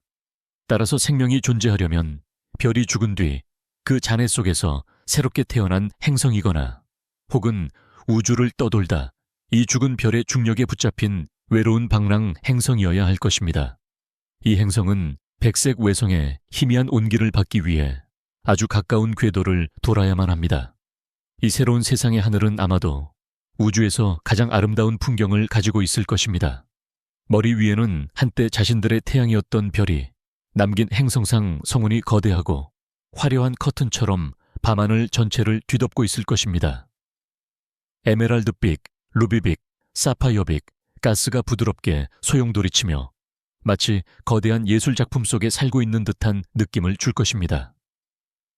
그리고 그 성운의 중심에는 아주 작지만 눈부신 푸른빛 다이아몬드처럼 백색 외성이 빛나고 있을 것입니다. 이 백색 외성의 빛은 영원하지 않습니다. 그것은 연료가 없는 불씨이기에 수십억 년, 수조 년에 걸쳐 서서히 식어갈 운명입니다. 처음에는 눈부신 푸른빛을 띠다가 온도가 식으면서 흰색, 노란색, 주황색, 그리고 마침내 붉은색으로 변해갈 것입니다. 그리고 마침내 모든 빛과 열을 잃고 나면 우주의 어둠 속으로 사라져 누구의 눈에도 보이지 않는 흑색 외성이 될 것입니다. 이 행성에 사는 문명이 있다면 그들의 삶은 이처럼 서서히 다가오는 종말과 함께할 것입니다. 그들은 초신성 행성의 문명처럼 갑작스러운 파멸을 걱정할 필요는 없지만 대신 영원할 것만 같은 기나긴 작별을 준비해야 합니다. 그들의 과학과 기술은 아마도 에너지를 생산하는 것보다 마지막 남은 에너지를 어떻게든 보존하고 효율적으로 사용하는 방향으로 발전했을 것입니다. 그들의 사회는 미래를 향한 확장보다는 과거를 보존하고 기억하는 것을 더 중요한 가치로 여길지도 모릅니다. 위대한 도서관과 박물관을 지어 자신들의 별이 빛나던 시절의 모든 역사와 예술 지식을 기록하고 보존하려 애쓸 것입니다. 어쩌면 그들의 철학은 영원함이 아니라 유한함의 아름다움을 찬미할 것입니다. 모든 것이 언젠가는 끝난다는 사실을 받아들이고 지금 이 순간 희미하게 빛나는 빛의 소중함을 이야기할 것입니다. 이 식어가는 별의 심장부에는 더욱 놀라운 비밀이 숨겨져 있을 수 있습니다. 과학자들은 백색 외성이 수십억 년에 걸쳐 식어가면서 그 중심부의 탄소와 산소 원자들이 엄청난 압력 아래에서 서서히 결정화될 것이라고 예측합니다. 다시 말해 별 전체가 서서히 거대한 다이아몬드로 변해간다는 것입니다. 실제로 지구에서 약 50광년 떨어진 곳에서 발견된 한 백색 외성은 그 중심부에 행성 크기의 다이아몬드를 품고 있는 것으로 추정되어 루시라는 애칭으로 불리기도 합니다. 죽은 별이 남긴 유산이 우주에서 가장 단단하고 아름다운 보석이라니 이 얼마나 시적인 결말입니까? 어쩌면 백색 외성 행성의 마지막 주민들은 자신들의 세계가 거대한 다이아몬드 별의 마지막 빛 속에서 서서히 얼어붙어 가는 것을 지켜볼지도 모릅니다. 이 작은 세상의 이야기는 우리에게 우주 전체의 운명에 대한 거대한 질문을 던집니다. 백색 외성이 서서히 식어 흑색 외성이 되어가는 과정은 어쩌면 우주 전체가 맞이할 미래의 축소판일지도 모릅니다. 우주는 지금도 계속 팽창하고 있으며 그에 따라 서서히 식어가고 있습니다. 언젠가는 새로운 별을 만들 가스가 모두 소진될 것이고 지금 타오르는 별들도 모두 수명을 다하게 될 것입니다. 우주는 결국 빛을 잃고 차갑고 텅 빈 암흑의 공간이 될 것이라는 예측, 이른바 열죽음입니다. 백색 외성에 기대어 마지막 온기를 나누는 문명의 모습은 바로 이 우주적 종말 앞에서 존재의 의미를 묻는 우리의 모습과 같습니다. 모든 빛이 사라지고 마지막 온기마저 식어갈 때 존재의 의미는 어디에 있을까요? 기억과 이야기만이 유일한 유산이 되는 그 마지막 순간에 우리는 무엇을 붙잡아야 할까요? 이 깊고 서늘한 질문과 함께 다시 당신이 누워있는 따뜻하고 고요한 방으로 돌아옵시다. 백색 외성에 서서히 희미해져 가는 빛은 어쩌면 하루의 끝에서 서서히 잠으로 빠져드는 우리의 의식과도 닮아 있습니다. 하지만 우리의 어둠은 일시적입니다. 우리에게는 내일 아침 다시 떠오를 아직 젊고 활기찬 태양이 있습니다. 백색 외성의 이야기는 우리에게 주어진 현재라는 시간이 얼마나 소중한 선물인지를 알려줍니다. 우리는 아직 기나긴 작별을 준비할 필요가 없습니다. 우리는 여전히 따뜻한 빛 아래에서 배우고 사랑하고 새로운 것을 창조할 수 있는 시간을 가지고 있습니다. 우리는 지금까지 별의 탄생과 삶, 그리고 죽음 이후 남겨진 시체들을 여행했습니다. 하지만 우주에는 별도 행성도 아닌 죽음 이후에 기이한 맥박으로 다시 태어난 존재들이 있습니다. 그들의 박동은 불꽃이 아닌 기계적인 정확함으로 우주에 자신의 존재를 알립니다. 다음 여정은 바로 그 우주의 등대를 찾아 떠날 것입니다. 지난밤 우리는 식어가는 별의 마지막 온기를 이야기하며 죽음 이후에 기이한 맥박으로 다시 태어난 존재, 바로 우주의 등대에 대해 속삭였습니다. 그 빛은 더 이상 스스로를 태우는 핵융합의 불꽃이 아니라 훨씬 더 기묘하고 정밀한 원리로 작동하는 빛이었습니다. 오늘 밤 우리는 그 등대의 불빛을 따라갑니다. 이 빛의 근원은 초신성이라는 우주에서 가장 장엄한 파괴 속에서 태어난 믿을 수 없을 만큼 정밀한 우주적 시계의 박동입니다. 우리는 별의 유령 맥동성, 즉 펄서의 세계로 들어섭니다. 펄서의 정체는 우리가 찰나의 거인을 이야기할 때 잠시 만났던 중성자별입니다. 거대한 별이 초신성 폭발로 자신의 외부층을 모두 날려보낸 뒤 그 심장부에 남는 극도로 압축된 핵입니다. 태양보다 무거운 질량이 서울시만한 크기의 작은 공안에 우겨 넣어져 있다고 상상해 보십시오. 그 밀도는 너무나 엄청나서 각설탕 하나 크기의 중성자별 물질은 지구의 모든 인류를 합친 것보다 더 무거울 정도입니다. 이곳에서는 원자마저 자신의 형태를 유지하지 못하고 붕괴하여 모든 것이 양성자와 전자가 합쳐진 중성자로 변해버립니다. 이 중성자별이 펄서가 되는 이유는 두 가지 놀라운 특성 때문입니다. 바로 회전과 자기장입니다. 거대한 별이 수축하여 작은 중성자별이 될 때 마치 피겨 스케이터가 팔을 몸에 붙이면 회전 속도가 빨라지는 것처럼 별의 회전 속도는 상상할 수 없을 정도로 빨라집니다. 어떤 펄서는 일초에 수백 번, 심지어 1000번 가까이 회전하기도 합니다. 동시에 원래 별이 가지고 있던 자기장 또한 이 작은 공간 안에 극도로 압축되어 지구 자기장의 수조배에 달하는 초강력 자기장을 형성합니다. 이 강력한 자기장은 별의 자전축과는 약간 다른 방향을 향하는 경향이 있는데 바로 이 지점에서 펄서의 마법이 시작됩니다. 이 어긋난 자기장의 북극과 남극에서는 강력한 에너지 빔이 뿜어져 나옵니다. 전파 X선, 감마선 등 다양한 형태의 전자기파가 담긴 이 빔은 별이 회전함에 따라 우주 공간을 휩쓸고 지나갑니다. 이것이 바로 우리가 우주의 등대라고 부르는 이유입니다. 펄서 자체가 깜빡이는 것이 아닙니다. 펄서는 계속해서 빛을 뿜어내고 있지만 그 빛 줄기가 회전하며 우리의 방향을 스쳐 지나갈 때만 우리는 짧고 규칙적인 신호를 감지하게 되는 것입니다. 마치 멀리 있는 등대의 불빛이 주기적으로 우리 눈에 비치는 것과 똑같은 원리입니다.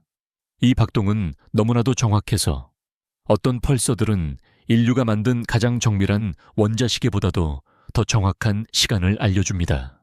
그렇다면 이처럼 격렬하고 위험한 천체 주위에 행성이 그리고 생명이 존재할 수 있을까요?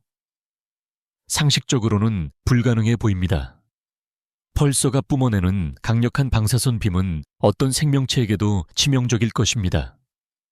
그런데 놀랍게도 인류가 태양계 밖에서 최초로 발견한 행성들은 바로 이 펄서 주위를 돌고 있는 것들이었습니다. 한 펄서 주위에서 여러 개의 행성들이 발견되었고 과학자들은 이 유령 같은 행성들의 폴터가이스트나 포베토르와 같은 기이한 이름들을 붙여주었습니다. 이 행성들이 어떻게 그곳에 존재하게 되었는지는 아직도 미스터리입니다. 초신성 폭발에서 살아남은 것인지 아니면 별이 죽은 뒤 그 잔해 속에서 새롭게 태어난 두 번째 세대의 행성들인지 말입니다. 이 발견은 우리에게 놀라운 상상의 문을 열어줍니다. 만약 펄서 주위에 생명이 존재할 수 있는 행성이 있다면 그곳은 어떤 세상일까요? 그곳은 우리가 아는 어떤 세상과도 다를 것입니다. 하늘에는 더 이상 따스한 온기를 주는 태양이 없습니다. 세상은 영하 수백 도의 혹한과 거의 완벽한 어둠에 잠겨 있을 것입니다. 이 어둠을 깨는 유일한 사건은 하늘의 한 지점에서 주기적으로 번쩍이는 펄서의 차가운 섬광뿐입니다. 이 섬광은 일최도 수십 수백 번씩 반복될 수 있습니다. 깜빡, 어둠, 깜빡, 어둠. 세상의 모든 것이 이 기계적이고 냉혹한 리듬에 맞춰져 있습니다. 이런 세상에서 생명은 어떻게 에너지를 얻을까요? 광합성은 불가능할 것입니다. 아마도 행성 내부의 열, 즉 지열 에너지를 이용하는 생명체들이 깊은 바닷속 온천 주위에 모여 살거나 혹은 펄서의 섬광이 내뿜는 궤너지를 직접적으로 활용하는 기묘한 형태의 방사선 합성을 하도록 진화했을지도 모릅니다. 이 행성의 모든 생명체는 펄서의 박동이라는 우주적 메트로놈에 자신의 생체 시계를 완벽하게 동기화했을 것입니다. 식물들은 아마도 밀리초 단위로 잎을 열고 닫으며 찰나의 섬광 속에서 에너지를 흡수할 것입니다. 동물들의 움직임 또한 이 리듬에 맞춰져 섬광이 터지는 순간에 먹이를 낚아채거나 어둠 속에서 포식자를 피하는 정교한 타이밍 감각을 발달시켰을 것입니다. 이곳의 문명은 어떤 모습일까요?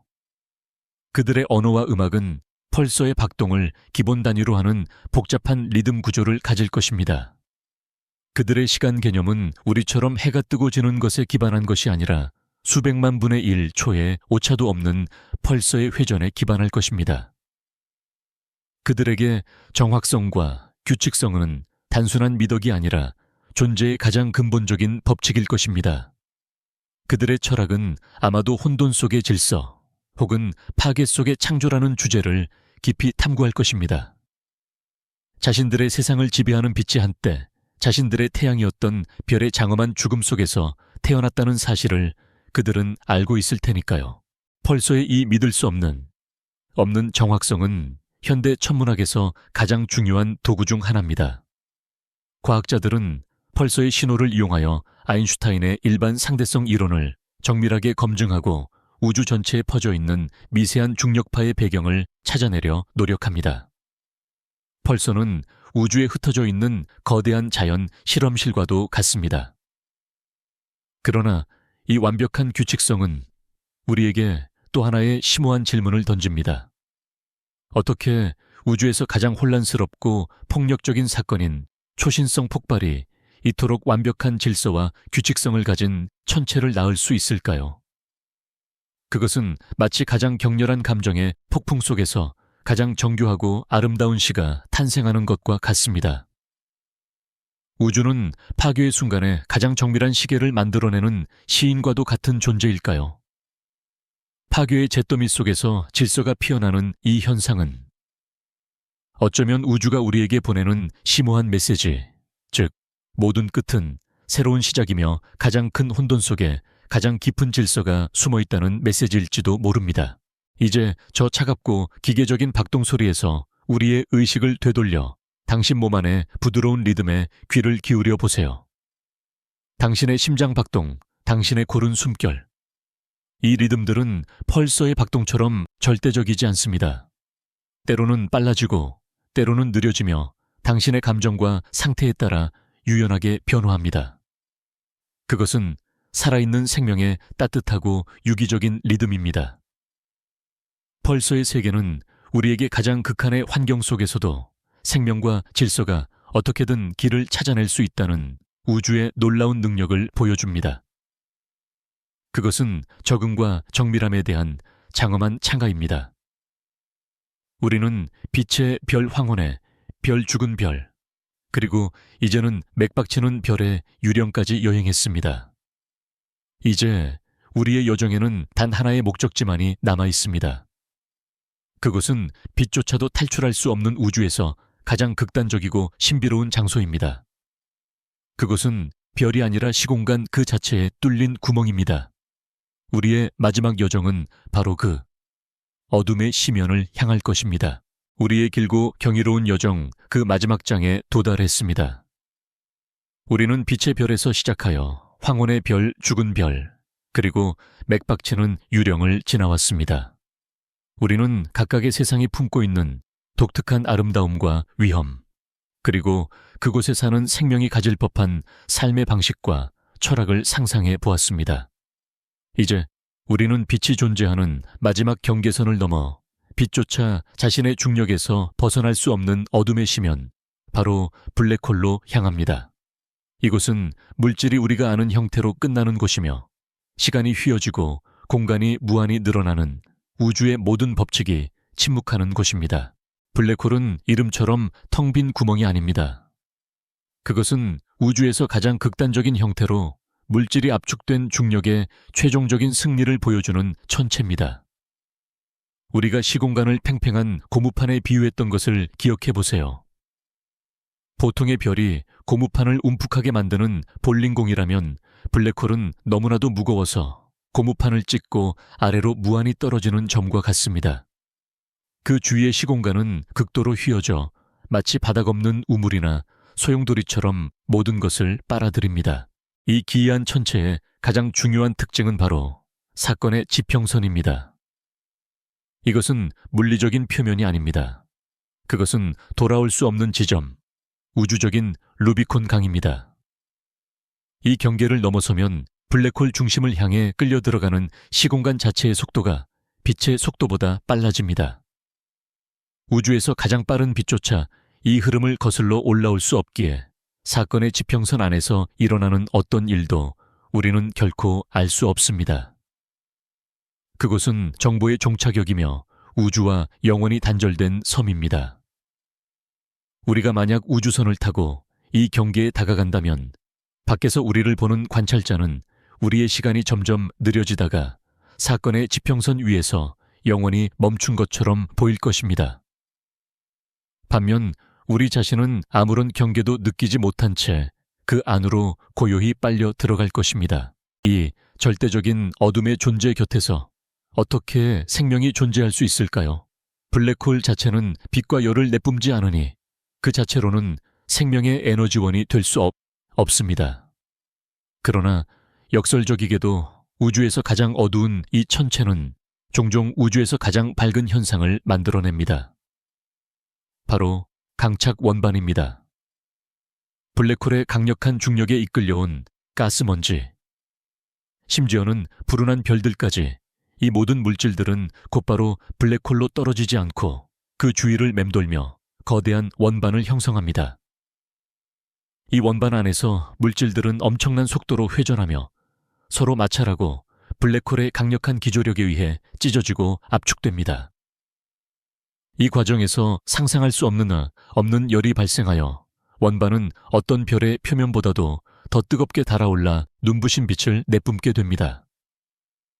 이것은 마치 물질이 어둠 속으로 사라지기 전에 지르는 마지막 비명과도 같습니다. 이제 상상해 봅시다. 이 거대한 강착 원반에서 안전한 거리만큼 떨어져서 하나의 행성이 블랙홀 주위를 돌고 있습니다.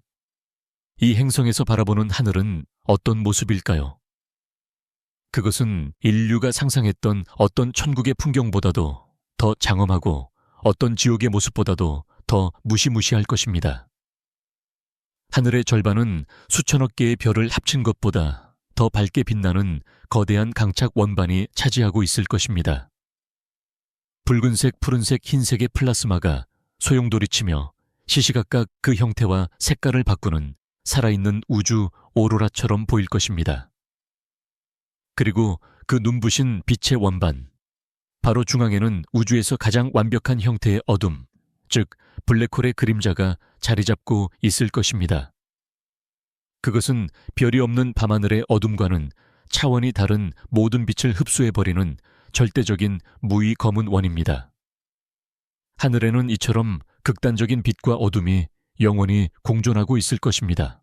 이 행성의 생명체들은 이 강착 원반의 빛을 에너지원으로 삼아 살아갈 것입니다. 하지만 그들이 경험하는 시간은 우리와는 전혀 다를 것입니다. 아인슈타인의 상대성 이론에 따르면 강력한 중력은 시간을 느리게 흐르게 만듭니다.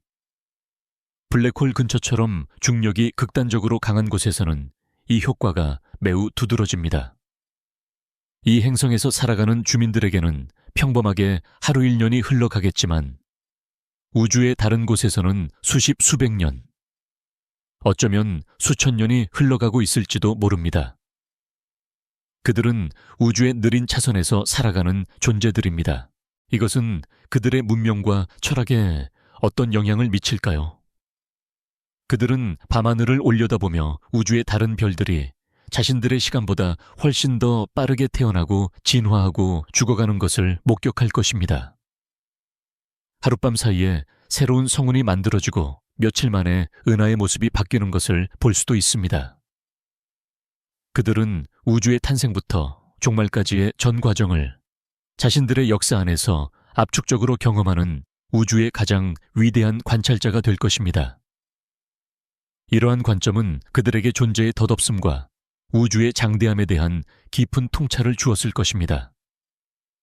그들은 아마도 우리보다 훨씬 더 긴 호흡으로 역사를 바라보고 순간의 욕망보다는 영혼의 관점에서 가치를 판단하는 철학을 발전시켰을지도 모릅니다. 이 절대적인 어둠에도 불구하고 블랙홀이 완벽하게 검지만은 않다는 놀라운 이론이 있습니다. 바로 스티븐 호킹이 예측한 호킹 복사입니다. 양자역학의 세계에서는 텅 빈 진공 속에서도 아주 짧은 순간 동안 입자와 반입자가 끊임없이 나타났다가 사라지기를 반복합니다. 그런데 이 현상이 블랙홀의 사건의 지평선 바로 근처에서 일어난다면 두 입자 중 하나는 블랙홀로 떨어지고 다른 하나는 바깥으로 탈출하는 경우가 생길 수 있습니다. 밖에서 보기에는 마치 블랙홀이 입자를 방출하는 것처럼 보입니다. 이 과정은 극도로 미미해서 태양 질량의 블랙홀 하나가 완전히 증발하는 데에는 우주의 나이보다 비교할 수 없을 정도로 긴 시간이 걸립니다. 하지만 이것이 의미하는 바는 심오합니다. 블랙홀조차 영원하지 않다는 것, 그리고 절대적인 무의 경계에서도 무언가가 피어날 수 있다는 것입니다. 블랙홀은 우리에게 현대 물리학이 마주한 가장 깊은 수수께끼를 던집니다. 바로 정보 역설입니다. 양자역학에 따르면 정보는 결코 파괴될 수 없습니다. 하나의 입자가 가진 모든 고유한 특성, 즉 정보는 어떤 형태로든 우주에 보존되어야 합니다. 그런데 만약 한 권의 책을 블랙홀에 던진다면 그 책에 담긴 이야기, 즉 정보는 어떻게 될까요? 상대성 이론에 따르면 그 정보는 사건의 지평선을 넘어 우리 우주와 영원히 단절되어 사라집니다. 이 두 위대한 이론의 충돌, 즉 정보는 사라질 수 없다는 양자역학의 원리와 사건의 지평선 너머에서는 아무것도 나올 수 없다는 상대성 이론의 원리가 정면으로 부딪히는 것입니다. 우주 만물의 이야기가 적힌 거대한 도서관의 책 한 권이 이 어둠 속에서 영원히 사라져버리는 것이 가능할까요? 아니면 정보는 어떤 형태로든 보존되어 블랙홀의 마지막 숨결인 호킹 복사와 함께 다시 우주로 돌아오는 것일까요? 이것은 아직 아무도 그 답을 알지 못하는 현대 과학의 가장 큰 미스터리입니다. 이제 저 어지러운 빛의 소용돌이와 절대적인 어둠의 경계에서 우리의 의식을 거두어 드립시다. 우리가 살고 있는 이 세계의 부드럽고 예측 가능한 시간의 흐름을 다시 한번 느껴보세요. 블랙홀의 세계는 우리에게 우주의 극단, 그리고 우리 지식의 한계를 보여줍니다. 그곳은 모든 것을 파괴하는 종착역인 동시에 물질의 마지막 비명을 통해 새로운 빛을 만들어내는 창조의 공간이기도 합니다. 이 기이하고 장엄한 세계를 마지막으로 우리는 다른 별들을 향한 우리의 긴 상상 여행을 마칩니다. 우리는 가장 뜨거운 별에서 가장 차가운 별까지, 가장 짧은 삶에서 가장 긴 삶까지, 그리고 마침내 빛의 종말까지 모두 여행했습니다. 이제 우리에게 남은 마지막 여정은 단 하나, 이 모든 낯선 하늘들을 뒤로하고 가장 익숙하고 소중한 우리의 하늘로 돌아오는 것입니다. 우리의 길고 경이로운 여정, 그 마지막 장에 도달했습니다. 우리는 어둠에 심연 블랙홀의 사건의 지평선에서 우리 지식의 한계와 우주의 가장 깊은 미스터리를 마주했습니다. 우리는 상상할 수 있는 가장 극단적인 하늘들을 모두 여행했습니다. 이제 우리의 우주선은 마지막 귀환 항로에 올랐습니다. 목적지는 단 하나, 우리가 출발했던 바로 그곳. 푸르고 평범하지만 이제는 더없이 특별하게 느껴지는 우리의 집입니다. 이제 모든 낯선 하늘들을 뒤로하고 가장 익숙하고 소중한 우리의 태양, 우리의 하늘로 돌아올 시간입니다. 우리의 마음속에는 지난밤들의 여정이 남긴 잔상들이 희미하게 남아 있습니다. 우리는 모든 것을 꿰뚫을 듯한 푸른 별의 차갑고 날카로운 빛을 기억합니다. 그 눈부심 아래에서는 그림자가 선명했지만 생명이 진화하기에는 시간이 너무나 짧고 조급했습니다. 우리는 그 기억을 지금 창밖의 어둠 너머에서 우리를 기다리는 부드러운 아침 햇살과 비교해 봅니다. 우리 태양의 빛은 너무 뜨겁지도 너무 차갑지도 않으며 수십억 년 동안 한결같이 우리를 비추며 생명이 느긋하게 진화할 수 있는 충분한 시간을 선물했습니다. 우리는 영원한 황혼이 지배하던 붉은 외성의 세계를 떠올립니다. 그곳의 하늘은 언제나 아름다운 노을빛이었지만 생명은 조석 고정과 예측 불가능한 플레어의 위협 속에서 끊임없이 싸워야 했습니다. 우리는 그 진홍빛 하늘을 우리의 평범한 파란 하늘과 비교해 봅니다. 우리의 태양은 하늘의 한 지점에 못 박혀 있지 않고 매일 동쪽에서 떠올라 서쪽으로 지며 낮과 밤 일과 휴식의 리듬을 만들어줍니다.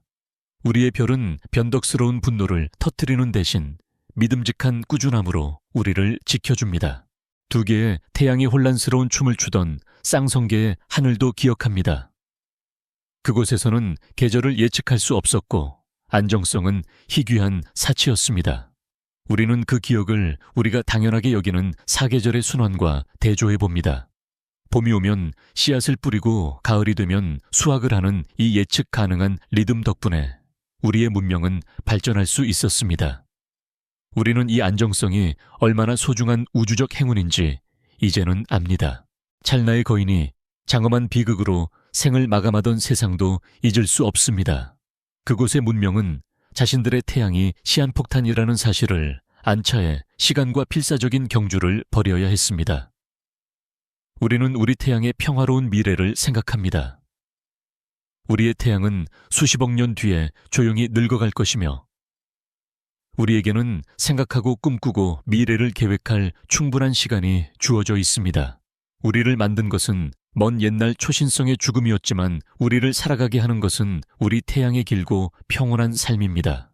식어가는 백색 외성의 마지막 온기에 기대어 기나긴 작별을 고하던 세상 펄서의 차가운 기계적 박동에 맞춰 모든 것이 돌아가던 세상, 그리고 블랙홀의 어둠과 강착, 원반의 광기, 어린 빛이 공존하던 세상을 차례로 떠올립니다.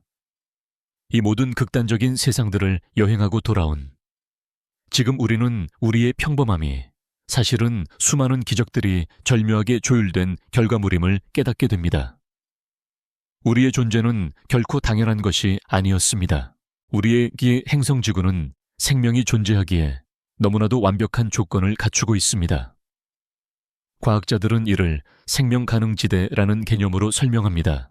행성이 별로부터 너무 가깝지도 너무 멀지도 않아서 표면의 액체 상태의 물이 존재할 수 있는 좁은 궤도 영역입니다. 하지만 우리의 여정은 이 개념이 훨씬 더 복잡하다는 것을 보여주었습니다. 우리는 단지 올바른 거리에만 있는 것이 아닙니다. 우리는 올바른 종류의 별 주위를 돌고 있습니다.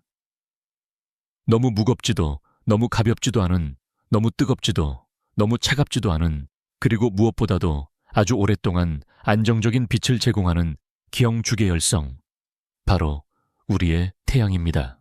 더 나아가 우리는 우리 은하 안에서도 아주 적절한 위치에 자리 잡고 있습니다. 은하의 중심부는 별들이 너무 빽빽하게 모여 있고 초신성 폭발과 같은 격렬한 사건들이 너무 빈번하게 일어나며 중심의 거대 블랙홀이 내뿜는 강력한 방사선 때문에 생명이 존재하기에 너무 위험합니다.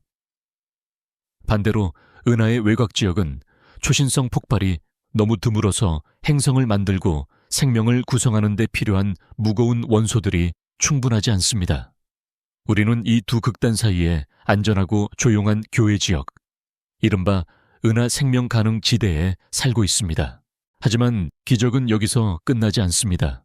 우리의 바로 곁 밤하늘을 지키는 달을 생각해 봅시다. 우리의 달은 행성의 크기에 비해 비정상적으로 큽니다. 이 거대한 달의 중력은 마치 자이로스코프의 축처럼 지구의 자전축을 안정적으로 붙잡아주는 중요한 역할을 합니다. 만약 달이 없었거나 훨씬 더 작았다면 지구의 자전축은 수만 년에 걸쳐 혼란스럽게 흔들렸을 것이고 그 결과 기후는 예측할 수 없을 정도로 극심하게 변했을 것입니다. 안정적인 사계절은 존재하지 않았을 것이고 복잡한 생명체가 진화하기는 훨씬 더 어려웠을 것입니다. 밤하늘의 저 은은한 동반자는 단지 시적인 아름다움의 대상이 아니라 우리 존재의 필수적인 수호자였던 것입니다. 이 모든 것을 종합해보면 우리의 존재는 얼마나 많은 우연과 필연이 겹쳐 만들어진 희귀한 사건인지 경이로울 따름입니다. 이것은 우리에게 마지막 철학적 질문을 던집니다. 바로 희귀한 지구 가설입니다. 어쩌면 우리와 같은 조건, 즉 안정적인 별, 적절한 위치, 거대한 위성, 그리고 생명에 필요한 수많은 다른 조건들을 모두 갖춘 행성은 우리 은하 전체에서 어쩌면 우주 전체에서 지극히 희귀한 존재일지도 모릅니다. 그렇다면 우리는 이 광대한 우주 속에서 기적적으로 피어난 외로운 존재일까요? 아니면 우주는 우리가 상상하지 못하는 다른 방식들로 생명을 피워내는 우리가 아직 듣지 못한 수많은 이야기들을 간직하고 있는 것일까요? 우리는 아직 그 답을 알지 못합니다. 우리가 할 수 있는 것은 우리가 받은 이 기적에 감사하고 우리가 서 있는 이 땅과 우리를 비추는 이 하늘의 소중함을 깨닫는 것뿐입니다. 이제 우리의 상상 여행은 끝났습니다. 하지만 진짜 경이로움은 이제부터 시작됩니다. 내일 아침 잠에서 깨어나 창밖을 볼 때 그 평범한 풍경을 새로운 눈으로 바라보세요. 하늘이 파랗게 보이는 것은 우리 태양의 빛과 우리 대기의 절묘한 만남이 만들어내는 기적입니다. 나무집 하나가 초록빛으로 반짝이는 것은 수십억 년 동안 안정적으로 에너지를 공급해준 태양 덕분입니다. 우리가 마시는 물 한 모금, 우리가 쉬는 숨 한 번에도 이 모든 우주적 역사가 담겨 있습니다. 우리는 다른 별 아래의 세상을 상상했지만 가장 위대한 상상은 바로 우리 자신의 세상이 얼마나 기적적인지를 깨닫는 것일지도 모릅니다. 우리의 기나긴 여정이 이제 부드럽게 끝을 맺습니다. 우리는 눈부신 푸른 별의 차가운 빛에서 시작하여 영원한 황혼이 머무는 붉은 외성의 세계를 지났습니다. 두 개의 태양이 혼란스러운 춤을 추는 하늘을 보았고 찰나의 거인이 터뜨리는 장엄한 불꽃 속에서 우리 자신을 이루는 원소들이 태어나는 순간을 목격했습니다. 우리는 식어가는 백색 외성의 마지막 온기에 기대어 우주의 기나긴 작별을 사색했고 벌써의 기계적인 박동에 맞춰진 기이한 세상의 리듬에 귀 기울였습니다. 마침내 우리는 빛조차 삼켜버리는 블랙홀의 심연을 들여다보며 우리 지식의 한계와 마주했습니다. 이 모든 낯선 풍경들을 여행한 뒤 우리는 마침내 집으로 돌아왔습니다. 가장 평범해서 오히려 가장 비범했던 우리의 푸른 하늘 아래로 말입니다. 이제 우리의 상상 속 우주선은 조용히 착륙하고 엔진의 부드러운 진동도 서서히 잦아듭니다. 당신의 의식은 이제 광대한 우주에서 당신이 누워있는 바로 이 공간, 이 순간으로 부드럽게 되돌아옵니다. 당신의 몸을 감싸고 있는 이불의 감촉을 느껴보세요. 방 안을 채우고 있는 고요한 공기의 흐름과 멀리서 들려오는 희미한 소리들에 귀를 기울여 보세요. 당신의 심장이 고르고 편안하게 뛰고 있습니다. 당신의 숨결이 부드럽게 오고 갑니다. 마지막으로 한 번 더 여쭈어보고 싶네요. 지금 당신이 머무는 곳은 어디인가요? 그곳의 시간은 지금 이 순간 어떻게 흐르고 있나요? 당신의 작은 세상이 오늘 밤 평온하기를 바랍니다. 이 여정이 당신의 마음에 작은 위안이나 조용한 경이로움을 남겼다면 저희 채널에 대한 여러분의 지지를 보여주시는 것을 잊지 말아주세요. 여러분의 작은 도움이 이 조용한 안식처를 계속 가꾸어 나가는데 큰 힘이 됩니다. 편안히 주무세요, 나의 동반자여. 당신이 언제 어디에 있든 달콤한 꿈 꾸시길 바랍니다.